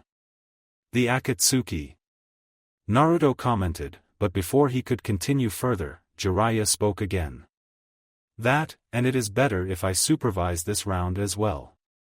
Having 3 Jinchuriki with the potential to fight each other is an invitation for trouble, as Sensei put it. Plus, other troubles could appear, but fortunately, they have not." Naruto hummed. That sounded logical. "You haven't encountered any serious problem in the forest, right?" the Sannin asked with a raised eyebrow. "Aside from the entirety of the Namikaze teams that have passed the first round, no," Naruto said, dryly, now laying on the bed and closing his eyes in rest. The cold sheets that covered the pillow and the bed gave a pleasant feel to his skin. "Wait. Namikaze teams?" Jiraiya asked back, propelling Naruto to open his eyes and to stare at the gray ceiling above him. It seems they aren't the only problem he's expecting. Naruto rose to sit, staring Jiraiya straight into the eyes. "Is someone else supposed to cause trouble?" Jiraiya said nothing for a few seconds before releasing a sigh. "You could say that. But it's nothing you should be concerning yourself with. More secrets. Who else could be the reason for trouble to arise besides him? Now tell me about these Amenins you fought against." Jiraiya changed the subject, his mood becoming serious. And so he did. Naruto told him everything. From the moment he saw them in the academy to the engagement in the forest and how it all ended. The results and the aftermath. And how Uncle Kosuke warned him against the kidnapping of 3 genins. He even told him about his guilt-free conscience as well. Talk about giving you a cold shoulder, huh? Jiraiya said, but his tone was not judgmental. I wouldn't call it that. It was obvious that he was against my decision. But perhaps it's just his way of voicing his disagreement with it. He's much like Sarutobi Sensei in his early days, I'd say. Too idealistic. But where the old man was forced into the role which included him doing things against his ideals, Kosuke always stuck by them. And where Sarutobi Sensei had space to grow in his mindset, Kosuke remained where he was. Jiraiya explained with a distant look in his eyes. Some stick to their ideals by the end, and some change them as time goes by. I assume you are the former of those two? Naruto questioned, suspecting the answer already. Was. Jiraiya simply stated, turning towards him and looking him directly into the eyes. I try to stick by them, but even I know there are no ways of following them all the time. I wish you knew that 20 years ago. Naruto did not say it out loud. But he still held a slight grudge against his godfather for potentially enabling the rise of the Akatsuki. Yeah, I figured it was something along those lines. Naruto commented instead, smiling a bit, and then pulling a scroll out of his pouch, throwing it towards Jiraiya, who grabbed it, taking a good look at it. You have another 3 scrolls in it with those 3 genins. I don't need to ask that anything you find out is relayed to me. Right? Have I ever hid something important from you? Jiraiya asked, pretending to be insulted. Not even a minute ago you did. Naruto stared at him impassively, raising his right eyebrow to propel him to talk. I get it. Jiraiya said indignantly, turning his head towards the window, looking at the greenery of the forest in the distance. But Sensei's orders are that I have to be silent regarding some things, and I have to follow them, kid. So, the Akatsuki isn't the only problem they're expecting. Naruto deduced in the end. I just wanted to be certain. He said, evadingly, laying on the bed once again, back to staring into the ceiling instead of his godfather's guilt-filled eyes. Which reminded him. I haven't forgotten everything good you did to me. Naruto confessed, smiling half-heartedly with a pang of nostalgia of the days when he was younger, and when burden such as the Akatsuki was unknown. The Sannin deserved to hear those words, and the Senju's conscience wanted to say them anyway. But promise me you won't do something stupid like you did with those Amigakure orphans. He said as he cocked his head to the right, looking at Jiraiya. I promised you I wouldn't die before dealing with the Akatsuki. Jiraiya said, smirking. And I have no intention of repeating those mistakes. Leaving them to future generations even less. He said with an honest look in his eyes. Naruto said nothing to that, but a promise was enough to keep him at peace. Despite everything he learned lately, he did not forget that there were people around him who would help him no matter what. And that was enough for now. Anyway. I have an offer for you, kid. Jiraiya stated in a serious voice. A tone of voice that was never wasted on empty words. I'm listening. Naruto said as he rose to sit again, turning fully towards Jiraiya, resting his hands on his tights. How about the 2 of us go on a little trip sometimes after the finals? Jiraiya said, giving him a genuine smile alongside his offer. A trip? Of what kind? Naruto questioned. Curiously. As a profession bound to their village, even more so than a civilian, ninjas couldn't have a vacation or anything of its kind. Or free travel anywhere without reporting it to the higher-ups of the village. Too risky, and the action itself required a high load of trust between the 2 sides. A thing that wasn't as common as many believed. A training trip. Jiraiya grinned. Now from ear to ear. I mean to take you out of the village to teach you more about my spy network and how it works. So you can either inherit it one day when I retire, or create your own from scratch. The offer was tempting even more than it sounded at first glance. What about my missions? Naruto asked. The money he would not get from them due to the trip was not a big deal. He had enough of it to live peacefully for the rest of his days. But a slothful life would result in his mind getting dull and skills getting rusty. Oh, we'll do plenty of them as time goes by. What? Did you think I was just walking from town to town gathering info and whoring around? He feigned being insulted once again. Sometimes I did. He muttered as a smile crept on his face. Anyway, I accept your offer. Don't worry about the missions. The trip will last only a year or so. His godfather said with a cheeky smile. Maybe less. Depending on how it goes. They chatted back and forth for some time. From Naruto talking about the first round and the fights that followed with more detail, and to Jiraiya saying how boring it was to monitor any suspicious activity, though he didn't divulge further into that. Only when Naruto was promoted to a jonin would he get a pass to know more. He was disgruntled by that but understood it in the end. Part of him felt as if neither the old man nor Jiraiya fully trusted him, ever since the revelation about the AIM orphans. I should be going before Sensei finds out and accuses me of slacking with my duties. Jiraiya said, standing up and stretching for a few times. Oh, and before I leave, a word of advice, stay away from Suna's Jinchuriki. I'm sure you've noticed it yourself, but that kid has the trouble written all over him. Yeah.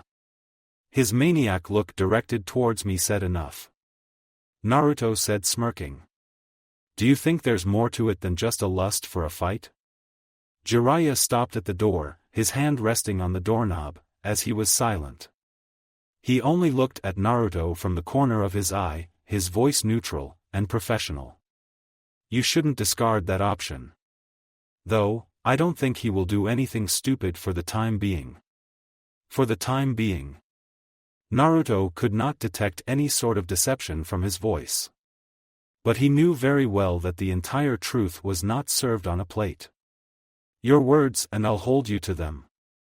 As the Sannin went to do his duties, Naruto was left alone in the room, still sitting on the bed, and thinking of the conversation he had. What did he actually fight for? And what did he live for? To revive his clan? To have a family of his own. One day he once said to Danzo that he fought for the village. For an opportunity for a mother to hold a child in her hands without worry. But what about him? His child? His mother? Naruto was deprived of the latter and endangered of having the former. My life? That was the fear he refused to accept of having. A fear that his life could end at any moment. Thoughts of protecting the village would be all just a bunch of words that the wind of the nightly breeze would flow away, along with it. A wish to revive his clan and to have a family would also be just that, a dream. All if he was to die. His apathy at the killing of those genins must have come from that. From the fear that any enemy could be his potential undoing. Moving his hands onto his face and continuously massaging it, Naruto tried to calm himself down a bit. All those heavy thoughts appeared in front of him as he had nothing else to think about. Uncle Kosuke was right. I should have talked to either him or anyone else for that matter. But for now, he would try to rest. Thinking of any other thing would ease the tension. And any talk regarding his decisions should be put on hold. The Land of Hot Water, a minor inn by the road while the Chunin exams raged on in Konoha, somewhere in the Land of Fire's northern neighbor, in an inn that was located on the road towards the Uzumaki Sea, on the country's eastern shore, two people sat. Waiting for the food to arrive, the two figures sat in silence with hoods over their heads, and a massive, in bandages covered, blade leaning on the table next to the larger one of the two. Momochi Zabuza has certainly seen better days. Those were common in his life many years ago. Now, he was a missing nin on the run. hunted by not only his own village but by shinobis of Konoha as well. Or so he heard from one of his sources in this country, which was swarmed by the shinobis of the leaf for the past month or so. In his hand, he held a brown bingo book, with a symbol of Iwagakure at the front, a generosity of one of his lackeys. But Zabuza's eyes were fixed on a picture of a blond boy staring at him, a look that wanted to end him if it was the last thing he did. A well-defined chin and predatory look in the eyes of the 12-year-old kid. Ugh. His toll, Haku, whimpered slightly as he attempted to breathe through his nose, holding the place between his brows in pain. Zabuza could see under the hood the damage that was done to the boy, by a Jinchuriki who was supposedly a Senju no less. He felt anger and rage build up inside him from the thoughts of the brat who ruined his source of income. For even if the seasoned Anbus and Kakashi were in that Konoha group back in the wave, Zabuza felt that the Senju was the most responsible for his primary loss of profit. Gato was a fool with money. But Zabuza could profit more from him, and thus finance his next revolution. With the demon brothers now in Konoha's custody, he was left with little to no manpower. Whatever supporters he had defected to Gengo's group. Only pockets of leeches here and there. And Haku, his most valuable companion. Even the Missingnans don't want to be on the top priority of Konoha's hunternans. Taking part in a ruin of a country that was to be annexed by the Land of Fire, earned him an ire from its main village, and cowardice from many of his subordinates and former allies. He expected that to happen, but the death of Gato and swift action taken by Konoha put many of his plans on hold. The dust needed to be settled before he could buy weapons for war. And before he could bribe some Kirinins into following him. Breath with your mouth for a few more months, Haku. He addressed his subordinate, who slowly nodded at his advice, gulping as the air gathered in his mouth. At least until we find a medic that could fully fix that. Even if the boy knew some medical ninjutsu, fixing shattered bones in his nose was out of the scope of his abilities. I'll try, but it still hurts. Haku complained as Zabuza lightly scowled. Had the Senju brat did not shatter every bone in Haku's nose, his tool wouldn't be a whimpering pile of cells now. Still useful for all that Zabuza had. Haku was the only thing he actually had at the moment. And Kubikuribocho his actual, most useful weapon. Yeah. Well, you'll just have to learn to live with it for now. Zabuza said to him. But at least any clients that we have won't try to harass you due to not being as pretty as before. He said in a dark chuckle. The boy did not seem too pleased with his comment but did not complain. A perfect tool. Damn that blonde brat. What shall we do from now on, Zabuza-sama? Haku asked quietly, and at that same time, the inn's waitress brought some seafood and vegetables to their table which they previously ordered. Here you go. The waitress said with a polite smile, as she placed the plates on the table. I hope you will enjoy it so much to recommend our inn to any of your friends. She continued smiling, something which made Zabuza's blood boil with hatred. He despised the vegetables. But he didn't want to reveal himself to the public just yet, so he passed everything but the seafood to Haku, who accepted it without a question. Here's your money. He said to the woman in a raspy voice, who then left their table. It seems that IWA doesn't know that the Senju has the wood release. Zabuza commented, taking off the part of the bandages from his face, letting them hand on his ears. A bit surprising with how detailed his section in this book is. Haku was already eating, albeit slowly, as the pain in his nose still made everything hard on him. Do you think it was him who had it, sir? Who else? The disgraced swordsman of the mist asked back. Unless Konoha has more Senjus hiding from the world, it had to be the blonde brat. As you say, sir. Haku said, accepting his reasoning. They continued eating in silence, with a chatter from many other people in the inn being heard as well. Welcome to the... Zabuza heard the stutter from the inn's owner by the door, a welcoming sound, replaced by a fearful silence.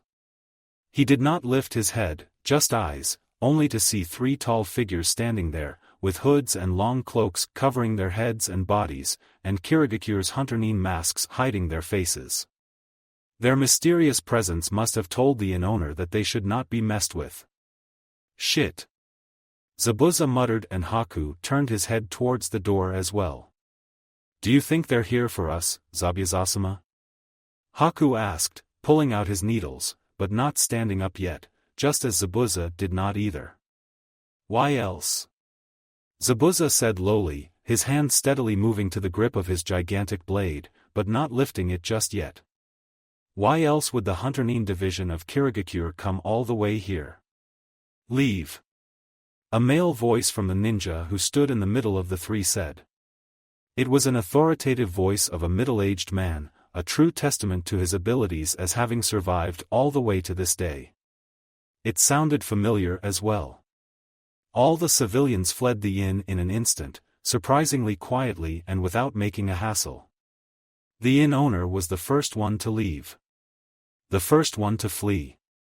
Seems like this is something akin to a common occurrence in these lands.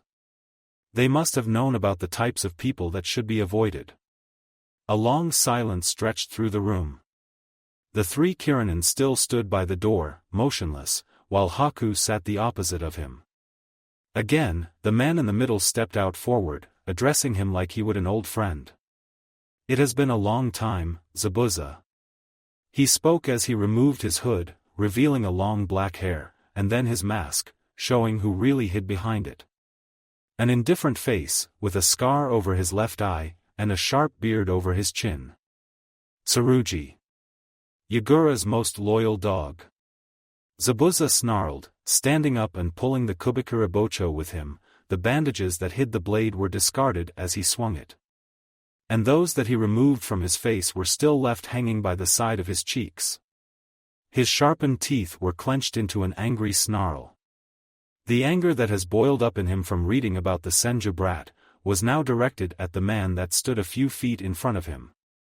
Haku instantly jumped over to his side, his needles drawn and ready to be fired at the opposing ninjas, who did not flinch at all. Nor did they had their weapons drawn. When you swear an oath of loyalty to the Mizukage, you are obliged to fulfill it until the bitter end, Zabuza. No matter how much you dislike it or are against it. He spoke neutrally. And not even when that oath binds you to go against the future of your village. Zabuza said, the grip on his blade tightening. One man's fortune is another's misfortune. And I received neither the latter nor the former. Tsurugi.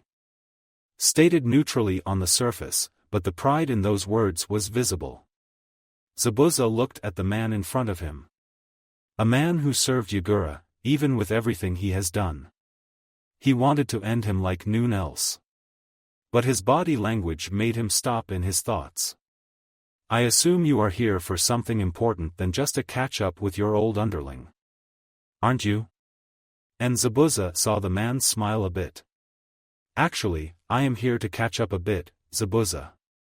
Though, if it escalates to something more it will be due to the decision you will make after we're done talking, of course. Are you prepared to do it? Neither I nor my men will try anything. You have my word. Zabuza stood out there, unmoving, his eyes narrowed and the blade ready to slice his former captain in half.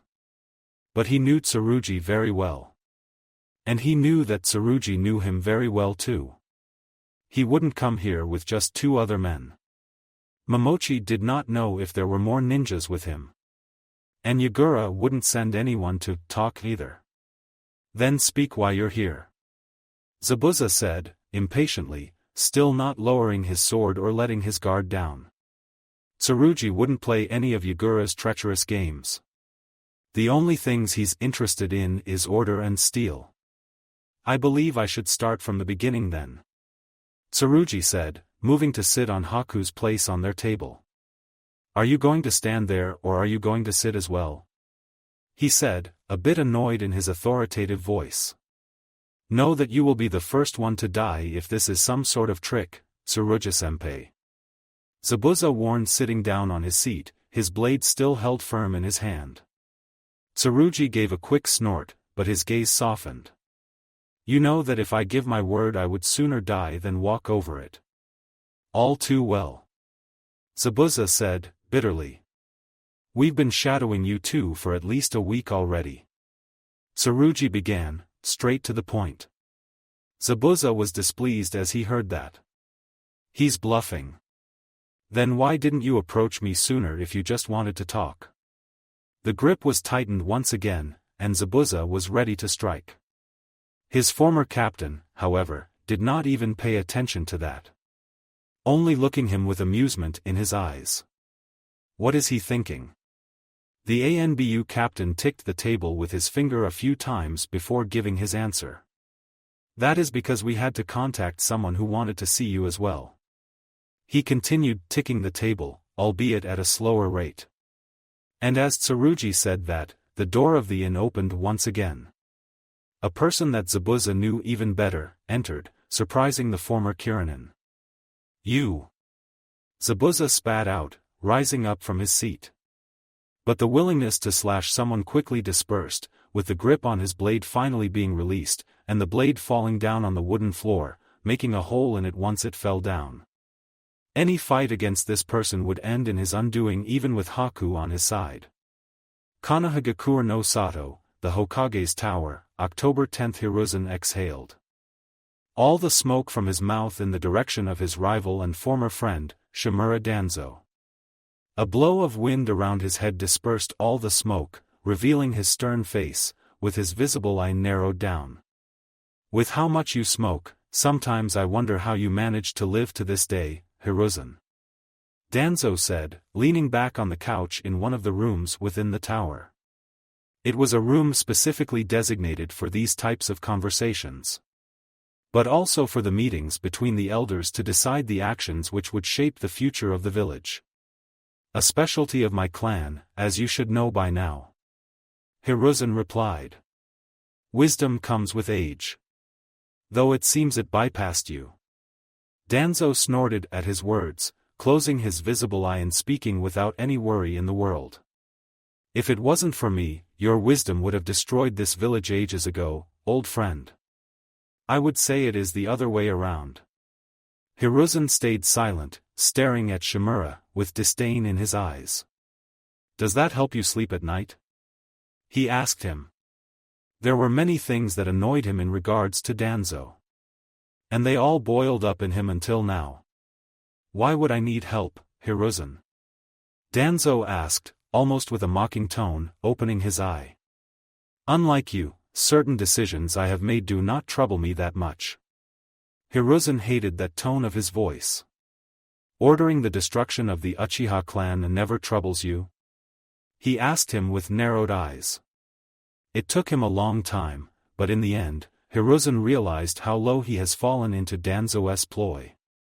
How he allowed that the antagonism between the clan and the village to grow.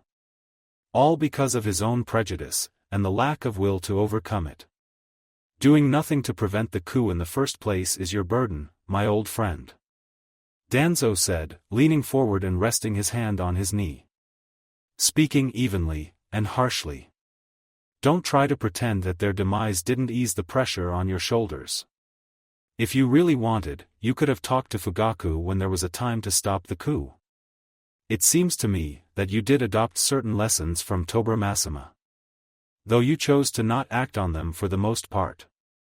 Hiruzen's blood started boiling, smoke in his body just adding up to the heat, but he remained composed.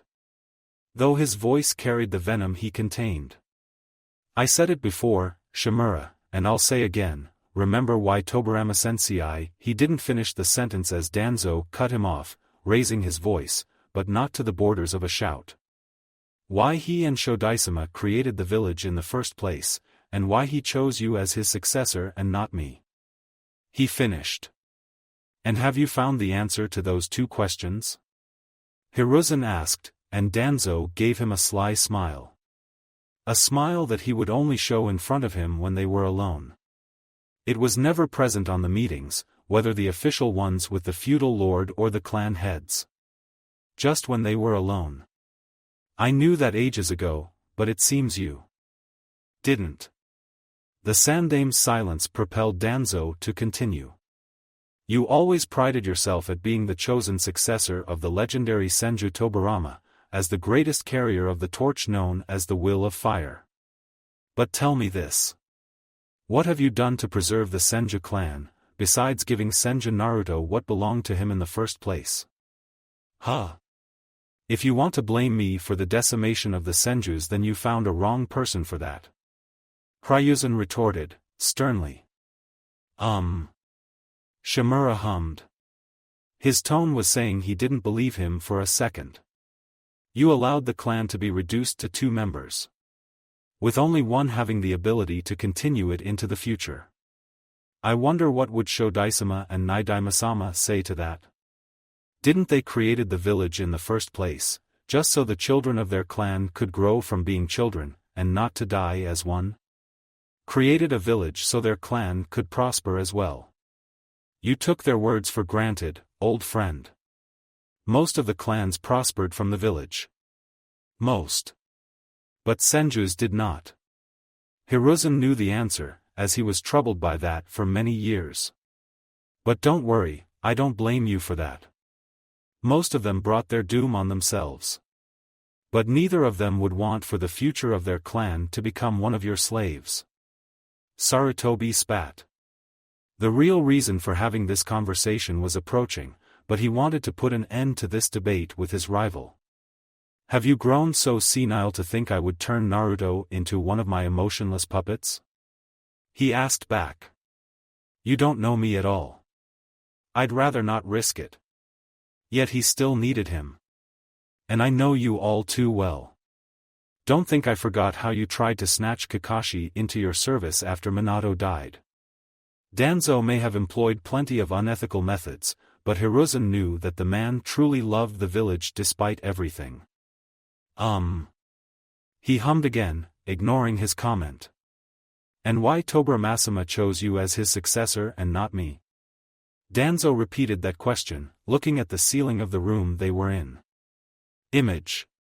He only said. Image? Sarutobi asked back. Image. Danzo said again. The day when you were chosen as the 3rd Hokage, and when I wanted to act as a decoy. I was only thinking of the image I would present in front of our idol. Sarutobi said nothing, only looking Danzo with contemplative eyes. My father and grandfather both died in the battle, Hiruzen. My goal was to follow their line, but a part of me had other goals as well. You wanted to become a Hokage one day. Hiruzen stated bluntly. That was not a secret. I did. Danzo nodded. And it took only one wrong decision for me to lose that opportunity. I cared for an image I would present, and that I would leave behind me. That was all I cared for back then. But you. He paused and the silence stretched between them. You were completely opposite of me. I believe I still am opposite of you, Danzo. Sarutobi stated, folding his hands together beneath his Hokage robes. A smirk crept on Danzo's face, one that was rarely seen. Then it makes me wonder. When have I became the boy you were back then, and when have you become the boy I was back then? You started caring about the image of a benevolent leader towards the villagers, and I applaud you for fooling them. Hiruzen growled lightly, but otherwise did not interrupt Shimura as he spoke. He allowed him to speak freely like he always did when only 2 of them were in the room. For at the end of every conversation, Hiruzen would be the one to come out as a winner. But your care for the image you presented for the world could have brought this village to ruins had I didn't push you to follow Tobiramasuma's ideals. The destruction of Kajiro village and their coalition. The destruction of the Uchihas. Your lack of determination to act by doing certain unethical deeds could have been the end of us. The village is still standing, Danzo. Hiruzen said, sternly. Standing at the top of the Great Five, even with all the misfortunes we had to endure. Destruction of the Kajiro village flashed in front of him, along with the fact that it was Danzo who pushed him to act first before things escalated into a full-blown world war. You give yourself too much credit for acting behind the shadows. I give no credit to myself, Hiruzen. Danzo quickly replied. I wouldn't have remained in the darkness all these years if those petty things interested me. That is the difference between the two of us. You had determination when you were young, but it somehow diminished, as you grew old. And for that, you always needed me to push you further than those boundaries you set for yourself. And yet you take tremendous pride at the actions you pushed me to do. Sarutobi said, lowly. And your pride at the work from the darkness brought more misery and danger to Konoha than my lack of determination could ever have. Now Danzo was silent for the time. You will need to be more specific? The Uchihas doomed themselves by their own volition. Still having his face morphed into one of disdain, Hiruzen pulled a folder from below the desk and threw it unceremonially onto the table in between him and Danzo. The Uchihas weren't the only one whose fate you sealed. Without saying a word, his old rival took the folder into his hands. Once he opened it, only one look at the title of the file was enough to erase the previous pride and previous confidence from him. Yakushi Kabuto. Narrowing his eye, Danzo looked at Hiruzen suspiciously for a moment before resuming to read the first page of this case. That is what I meant when I said you took too much pride in your actions from the darkness. I let you do it in the first place because I knew that some things required other methods to being done. Just as I did not touch you when you continued running the route even after my order to disband them. But this is the pride of yours I was talking about. A pride that clouded your line of sight, along with the darkness you surround yourself with. And that in the end resulted in something like this. A young man that was captured after Naruto defeated another traitor, and his underling Saburo. The most dangerous thing when discovering a traitor is when you discover his accomplices. In Kabuto's case, it was his entire team. An idea of a possibility in his brain would appear that there were more of traitors among their ranks. Consider this to be your first hearing. Hiruzen said to him, banishing the defeatist thoughts from his head. The case of Yakushi Kabuto, his former student's right-hand man, was troublesome. And even more troublesome to know what Orochimaru was planning to do in the finals. You already know that noon else is listening to us, so don't feel prevented to say anything and everything. He placed his pipe on the table and leaned back on the couch, still looking at Danzo with a stern look in his eyes, just as he was looking back at him. Sarutobi already made a plan on how to act in the finals in collaboration with Jiraiya. But before he relayed the orders and made his battle plans known, he had to know the full truth from the most dangerous elder. A traitor and an inner enemy was far more dangerous than a foreign one. He knew that Danzo did not betray the village with Orochimaru from the analysis of Kabuto's memories. Maybe Kabuto did not know everything. Listening to Danzo's side of the story would help him form a larger picture of everything. Wearing an unerupted mask on his face, Danzo dropped the folder he was holding onto the table, with the papers nearly escaping from it. Where do I begin then? Hiruzen raised his right eyebrow in curiosity. You're not going to read it first? He asked, just to hear his answer. I will tell you everything regarding Yakushi Kabuto that I know. He said with a serious voice. Reading this report would destroy any defense I could have in this moment. A wise move. You don't plan on hiding anything? Sarutobi pressed on. It would be an unwise thing to do. Danzo replied, his composure restored, looking at him with his visible eye. Then I want to hear everything from the beginning. At the same time, Yakiniku Q 5 days have passed since the end of the second round, and the matches for the finals were set. With only 3 teams passing, the preliminaries were discarded. 3 teams, from 3 different villages, with 3 Jinchurikis would fight in the finals. I know you dislike celebrating your birthday, Naruto-kun. But I still think that this occasion should be celebrated. Kosuke said while sitting in front of him in one of Konoha's more famous restaurants. There isn't much to be celebrated on that day anyway. Naruto said with a sad smile. The anniversary of his parents' death, as well as that of countless other villagers, was not a day for celebration. But Konoha held no official mourning. Naruto was thankful for that. Kosuke gave a slow nod. Still, it is not a common occurrence for a rookie to reach the finals of the Chunin exams, 6 months since graduating. Naruto sincerely smiled, a flow of pride passing through his body. True, but are you glad you backed off before the matches were announced? He asked him. Indeed I am. I have told myself long ago that I would remain a genin for the rest of my life, and I intend to keep that promise. Kosuke said. His words were full of conviction that Naruto did not bother correcting him. It is time for your younger generation to take place. But be sure to not make the same mistakes as me. For now, we celebrate your passing to the finals. I guess it's okay then. Though, knowing I'm to fight against a psychopath in the first match doesn't sound like a cause for celebration either. He said in a light mood. I'm sure you'll do well against him. Kosuke simply said. Say. You seemed a bit distanced ever since the fight in the forest. Is everything alright, Naruto-kun? He asked with a concerned voice. Senju waved it off.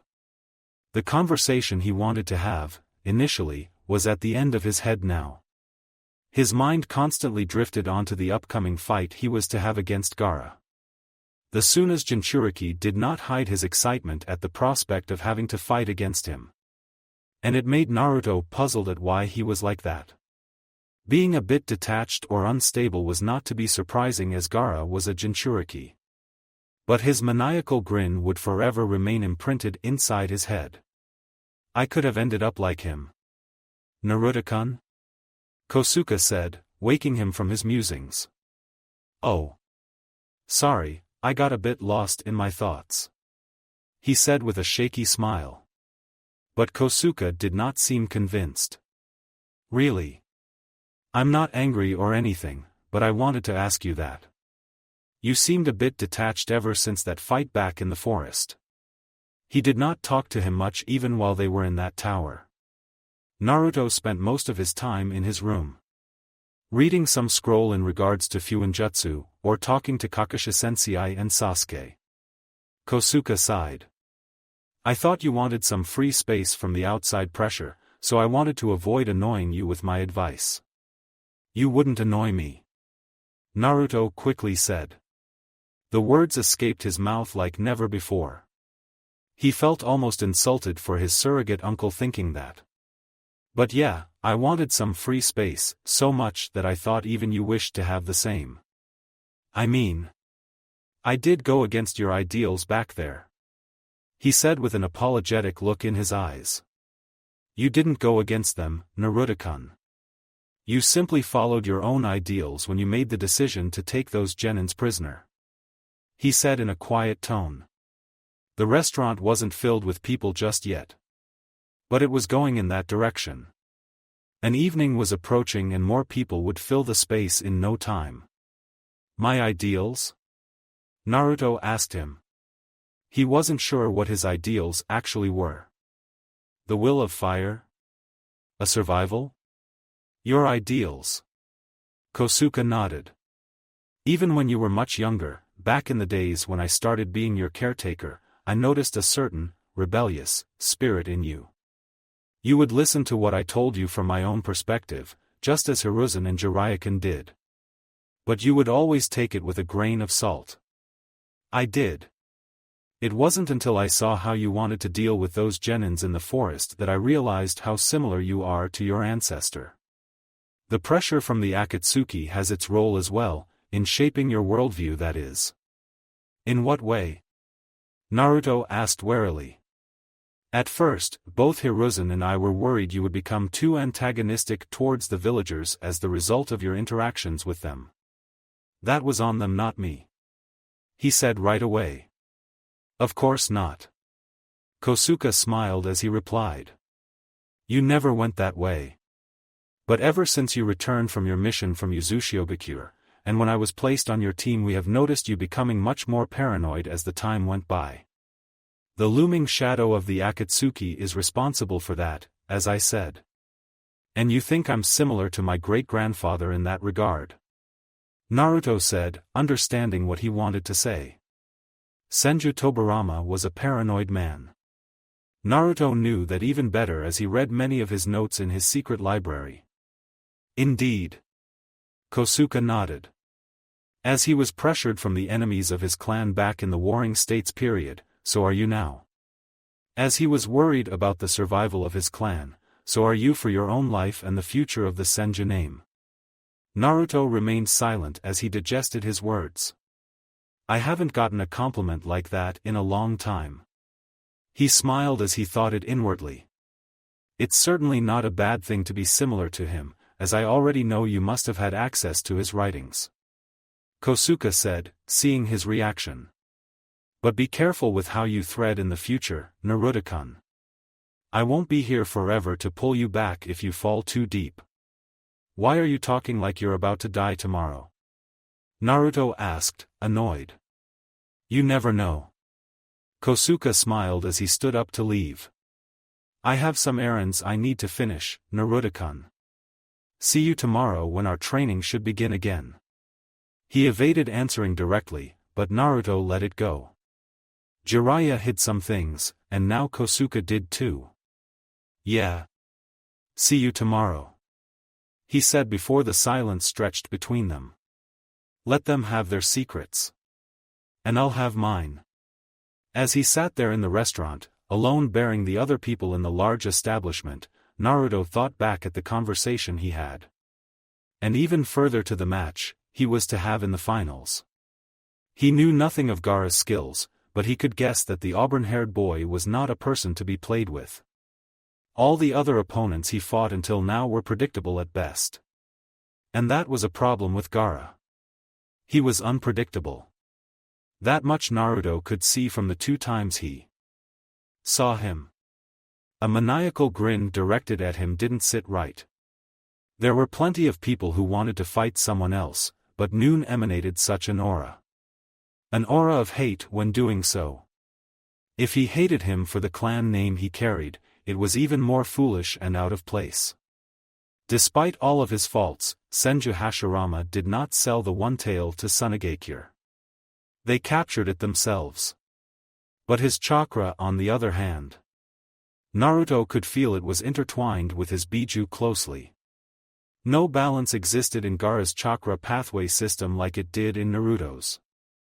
Their chakra was barely segregated at all. Only by a tiny puddle was Gaara's own chakra more present.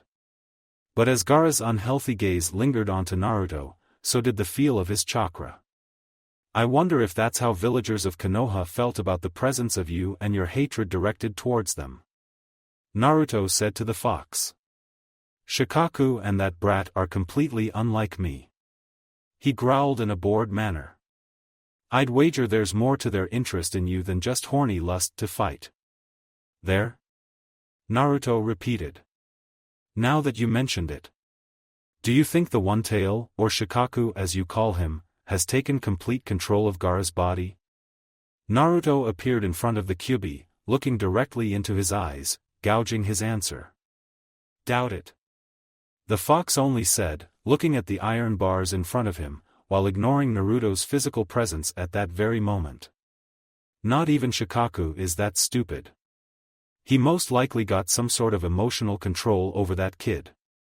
Or the village that imprisoned him is filled with idiots who could not know about the control if there was one. Perhaps they are that stupid. Naruto muttered to himself. A change in character could be one indication of that. But Gaara was supposedly unstable since he was a child. Yet it presented a question of why he did not escape if he actually had control. As the question appeared in front of Naruto, he realized the answer right away. Suna captured him in the first place. Shikaku must know that as well. Hence why he's probably content at the position he's in currently. Well. The Kyuubi let the word hang in the air for a time. That one always had a dark sense of humor in him. I wouldn't be surprised if he was just content at screwing with that brat in his head. Lucky me that you don't have that sort of entertainment. Naruto said dryly, getting a low chuckle from the fox. Naruto thought about it more and more, but his musings were interrupted by a conversation on the other side of the wall. On the outside. So you're saying that only Kakashi's boys passed to the finals? One person said while passing by. Yeah. The Senju kid and the last Uchiha. The eternal genin backed off before the finals. The one with the rougher voice answered. Naruto did not peek through the window to see their faces. Only their words interested him. As expected. Though, I hoped that guy's team would pass. I wanted to see the Hyuga prodigy fight as well. About that. Huh. Apparently, he got his right arm and leg broken in the forest. Generosity of the Kumogakure ninjas he picked to fight against in the forest. Damn. Naruto did not hear anything else, as the two men went too far for his ears to hear. What happened to Hyuga Niji? The Senju did not know him personally, but his prickly face was famous in the village. As well as his antagonism towards the main branch of his clan. Once he drank the rest of the juice, Naruto stood up to leave. But before he left his table, he heard a commotion on one side of the restaurant. Female chattering approaching the section of the building where he was. I hope there's a free seat in this part. The plump waitress said while leading another person. Naruto saw that it was a Jonin sensei of the Kumogakure team, Mabui. As she appeared in the passage leading to the part of the building he was at, Mabui momentarily saw him, as a look of surprise appeared on her face. But a look of surprise that said she didn't want to see him. As her brows furrowed together slightly once she did. It seems there's not a single table here either. My apologies, miss. The waitress said in a sorry tone. Naruto turned his head around to see that the other seats were filled as well. She can share a table with me. Naruto said to the waitress, offering a small smile as he did. A large grin would make him look foolish and would possibly scare the woman away. A few heads looked at his direction. No doubt wondering why he was being generous to a foreigner. A foreigner from Kumogakure of all places. The plump waitress turned towards Mabui, not saying anything, only waiting for her to answer. Mabui had an unsure look on her face as she gave her reply. I wouldn't bother you with my presence, Naruto-san. Of course she knew his name. I can come some other time. Nonsense. He quickly said. Raising his voice above his normal tone. I wanted to share a dinner with someone anyway. His words said that no one else would be there at that moment. Naruto wasn't expecting anyone, and he wasn't planning on staying anymore either.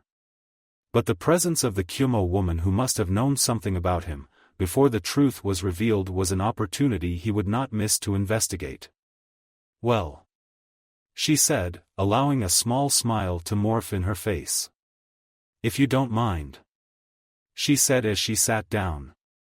Her clothes were the same as the day he first saw her coming into Konoha a few months back. A revealing uniform that some Kumo kunoichi opted to wear, with hot pants showing her thick tights. He avoided lingering his eyes on them. Better to not send her away with a strange spark in his eyes. But her body language, even with that clothes. Just as her voice sounded sweet to his ears. Okay then. What can I get you too? The waitress asked with a happy smile, taking a notebook into her hands. I was thinking of the grilled meat. Naruto said, getting more relaxed. As he spoke. Likewise. Mabui nodded with a polite smile. As the waitress left to bring them their food, Mabui spoke first, in order to fill the silence and remove the awkwardness between them. Is there some sort of tradition in Konoha to invite strangers to dinner? Her voice sounded kind and pure to Naruto. Yet also very mature. Not as far as I'm aware. Naruto said. Is there some sort of tradition in Kumogakure to accept a dinner invitation from a stranger? She said nothing before she smiled again. Not as far as I'm aware of it. I guess there's a first time for everything. He said with a smile of his own. I don't believe I got your name while we're at it, Miss Mabui. She said, tilting her head down in respect. The daughter of Blue Bee of Kumogakure. Pleasure to meet you. Is it normal that she's open about the fact her father was a Jinchuriki? Naruto learned that fact the day he first saw her. The previous Jinchuriki of the Eight Tails. He said, showing he was familiar with the history of her village, with the history of her family. And that was the reason he invited her to the table in the first place. To find out how she knew about him in the first place. Senju Naruto, as you already know. He gave his introduction, though he did not need to do it. It was after all, strange to see Kumogakure participating in the exams Konoha was hosting for the first time in 40 years or so. The re-emergence of his clan must have played a certain role in that, somehow. He was sure of it. I guess history books would say that much about him. She muttered with a downcast look before the previous glimmer returned to her green eyes. But tell me something about yourself, Naruto-san. You invited me to sit with you, after all. Naruto scratched his head under the hair as he thought about his answer. I think you know everything about me that should be known, even some things that should have been a secret. She gave him something akin to an apologetic smile. You're referring to the tenant you have. She said without expecting an answer. It did come to everyone as a surprise when the information was leaked.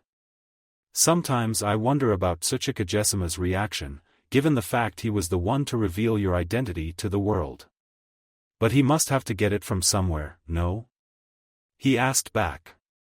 Mabui still kept a smile on her face, and in Naruto's opinion, it suited her much more than a blank or a stern look many other women had. You're referring to the fact when I was the first time in your village, and when we saw each other for the first time. He only nodded. Mabui did not take it as an insult, as she spoke in an amused voice. It wasn't me or my village who revealed it, Naruto-san. Before she finished her explanation, a waitress returned with their food. Here you go, miss. She said as she placed a plate with food in front of Mabui. And this is for you, sweetie. She said to Naruto in a seductive voice. Thanks. He looked at the steak in front of him, shaped in the form of a heart. Again. He then looked at the waitress who already left their table, but before she left, a wink was sent towards him. I take this as something akin to a common occurrence to you? Mabui asked with an amused tone, seeing the delivery of the food herself. Sometimes. Naruto muttered. He didn't know what to think about the affections of the plump waitress who eyed him fondly whenever he came to the restaurant. A result of Tsuchikage's revelation. Mabui's gaze softened. It's certainly better than being ostracized. Isn't it? It is. Are Jinchurikis ostracized in Kumogakure? He asked after a quick prayer for the food. Just as Mabui did. Depends on the tailed beast that Jinchuriki has. She said with a sad look in her eyes, as she ate her food. At his silence, Mabui continued talking. Due to being rather wild. She paused. The Jinchuriki of the Eight Tails is usually the one who receives that treatment. And sometimes it can be transferred even to their descendants. Has it ever happened to you? Naruto asked. I mean, the ostracization. Mabui nodded, moving the strand of her hair behind her ear that fell down her face previously. Early on, but it faded out with time. But some things can't be forgotten, can they? Naruto said as Mabui nodded once again. But let's leave that behind us. You didn't tell me how did you manage to recognize me for who I actually was? She dropped her sour mood as well. I met your father once in person. Your resemblance to him is uncanny. I wonder why the people in your village didn't see it sooner. People didn't want to see it for the most part. And those who did probably kept silent about it. But tell me, how did you meet my father in the first place? I didn't know you were old enough to know him at the time. A sweet giggle escaped her before she spoke. I'm 26 years old, Naruto-san. And I was genin during the Third War. Your late father met my team during one of our missions and he left without harming any of us. Seeing him so close in person made it impossible for me to realize you were his son the moment I saw you. She said, taking the food from her plate. Her voice was laced with fondness as she spoke more of his father. And her eyes had a nostalgic glimmer in them. They talked about him for some time, eating their food along the way. I see. Naruto said to all that. His father could leave that impression on the enemy side from what he was told by Jiraiya many times. Are you preparing for your match with the son of Kazekage? She inquired, changing the subject. Every day. He lied. He took a week after the second round to do nothing but relax his mind and body. Relax from all the pressure he was under lately. Luckily it worked. Are you worried perhaps? Naruto saw her giving him something akin to a compassionate look. Worried about the fight? She nodded. Yes and no. He said. Garrison does seem a bit unstable. She said, contemplatively. A bit? Now he had to laugh. I don't even know why Suna sent him to represent them in these exams. The Chunin is required to have a cool head and Gaara seems everything but that. He said nothing more, as that notion still circled in his head. Why would they send him to these exams? Jinchuriki or not? Powerful or not? The goal of the Chunin exams was to lure clients to increase the number of missions a village would receive, and along with it money. Prestige played its role as well.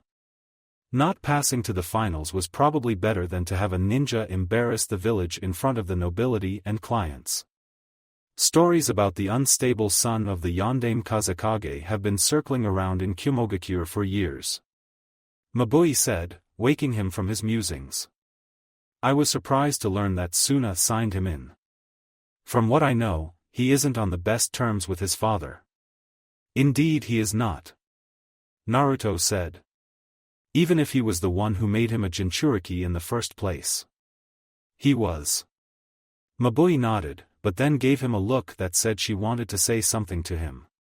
Is there something wrong, Mabui-san? Naruto asked her. She looked at the remaining food on her plate. Biting her lip, she spoke. I'm not sure if I'm allowed to do this, but... Her gaze softened as she moved her hand behind her back, slightly stretching forward with her breasts having more place to shine in front of Naruto's eyes. The Senju averted the gaze quickly, he was not used to staring at the women cleavage. Mabui placed a small envelope on the table, passing it to Naruto. What is this? He took the envelope into his hands but otherwise did not open it. A return of the favor. She said, kindly. Naruto raised his eyebrow, propelling her to continue.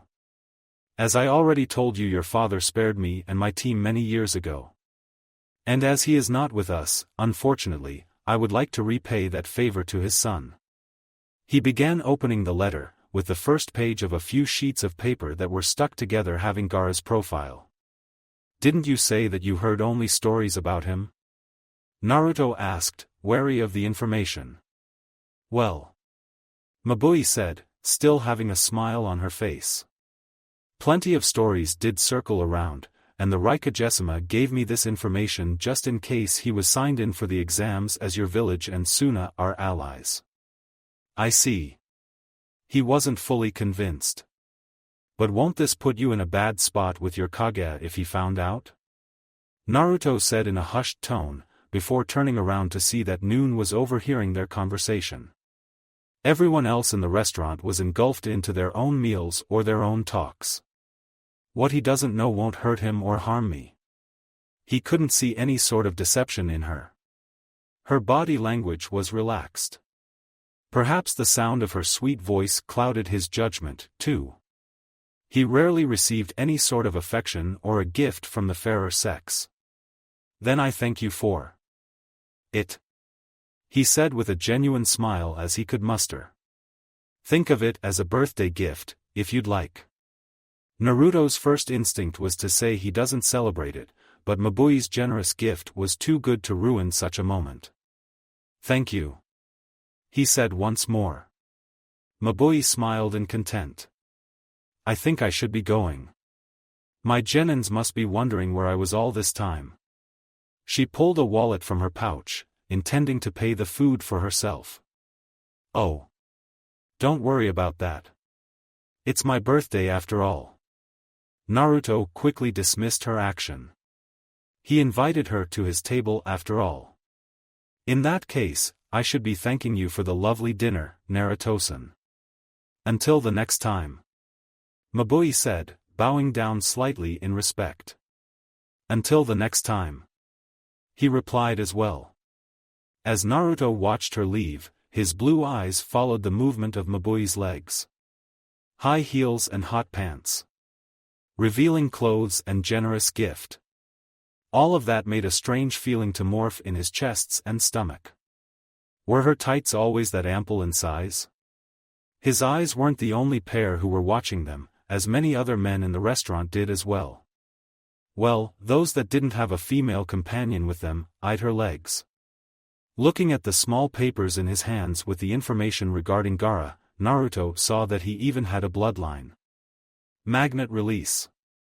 Sand manipulation. That can cause trouble.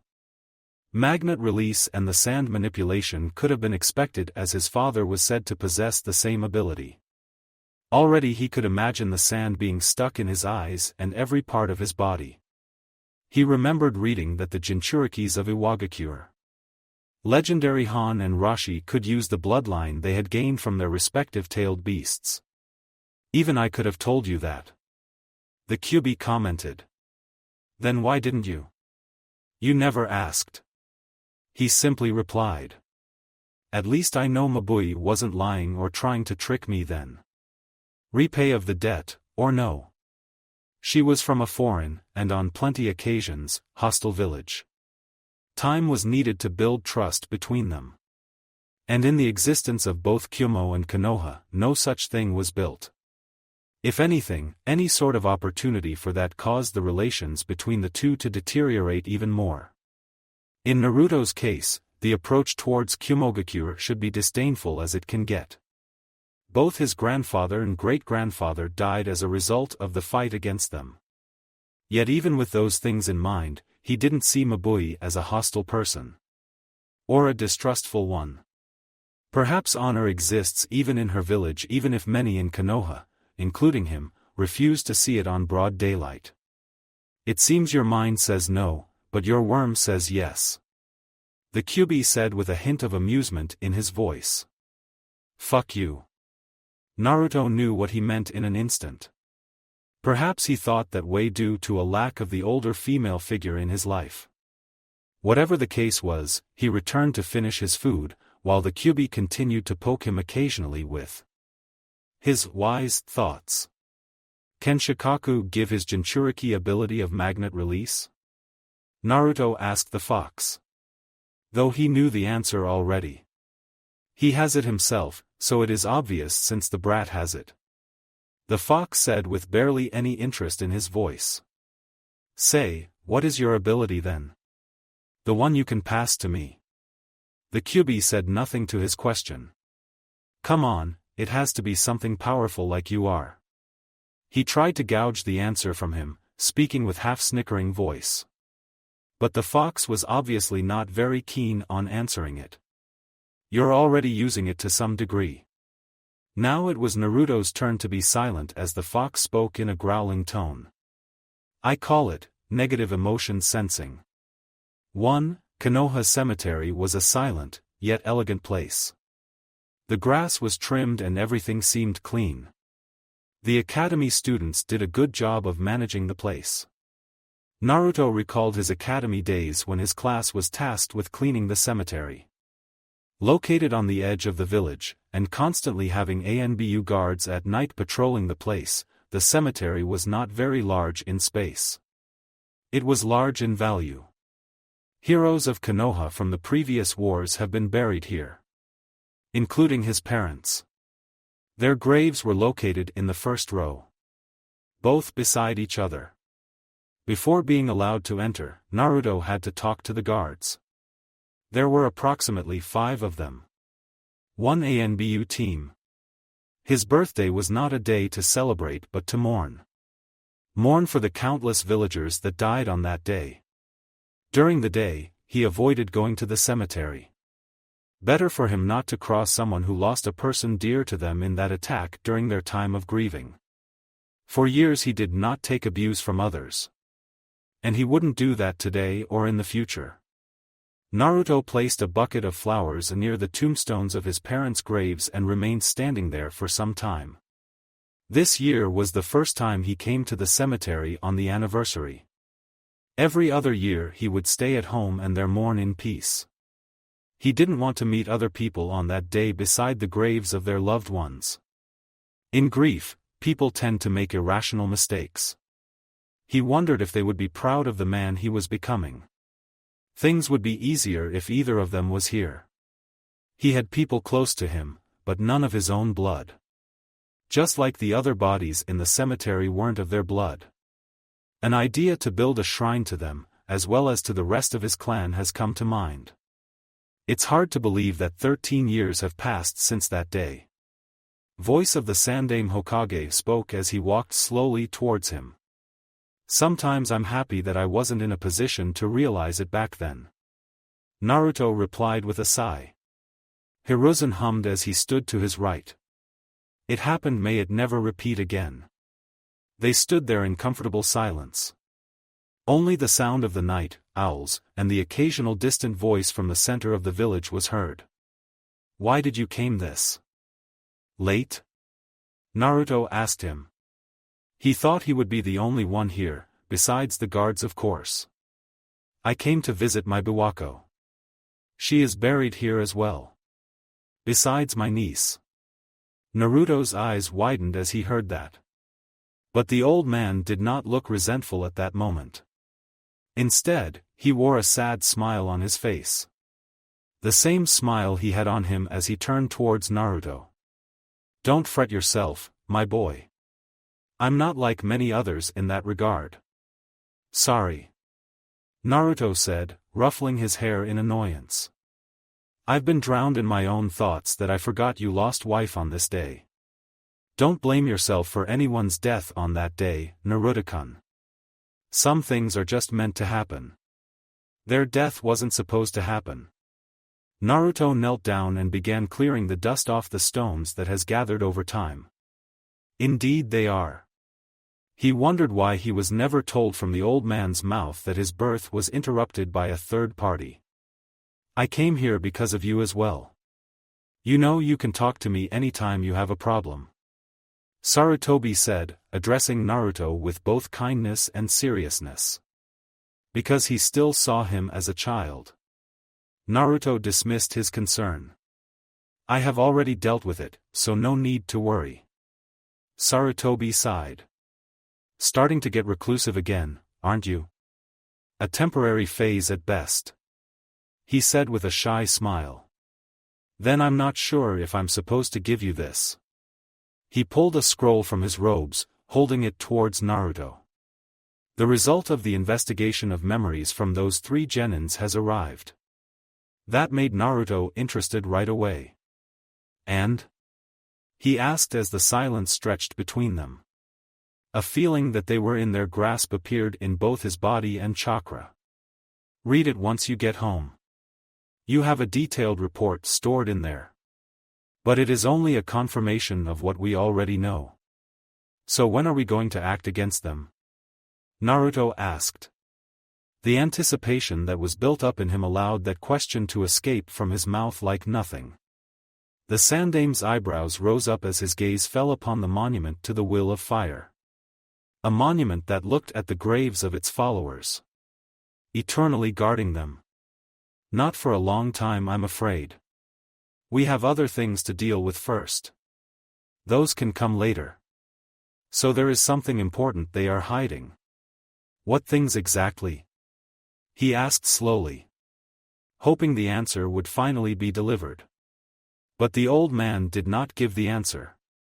As he spoke one thing after the other. It's best if we talk in my office. The leaves cannot always be trusted, even if they grew from our roots. He said in a low tone while placing his hand on Naruto's shoulder. I have a mission for you. Thank you for watching. I hope you enjoyed it. Make sure to like and subscribe, and don't forget to share this video with your friends. Guys, make sure to help the author by visiting the link in the description. This is Fox Sage, and I'm signing off.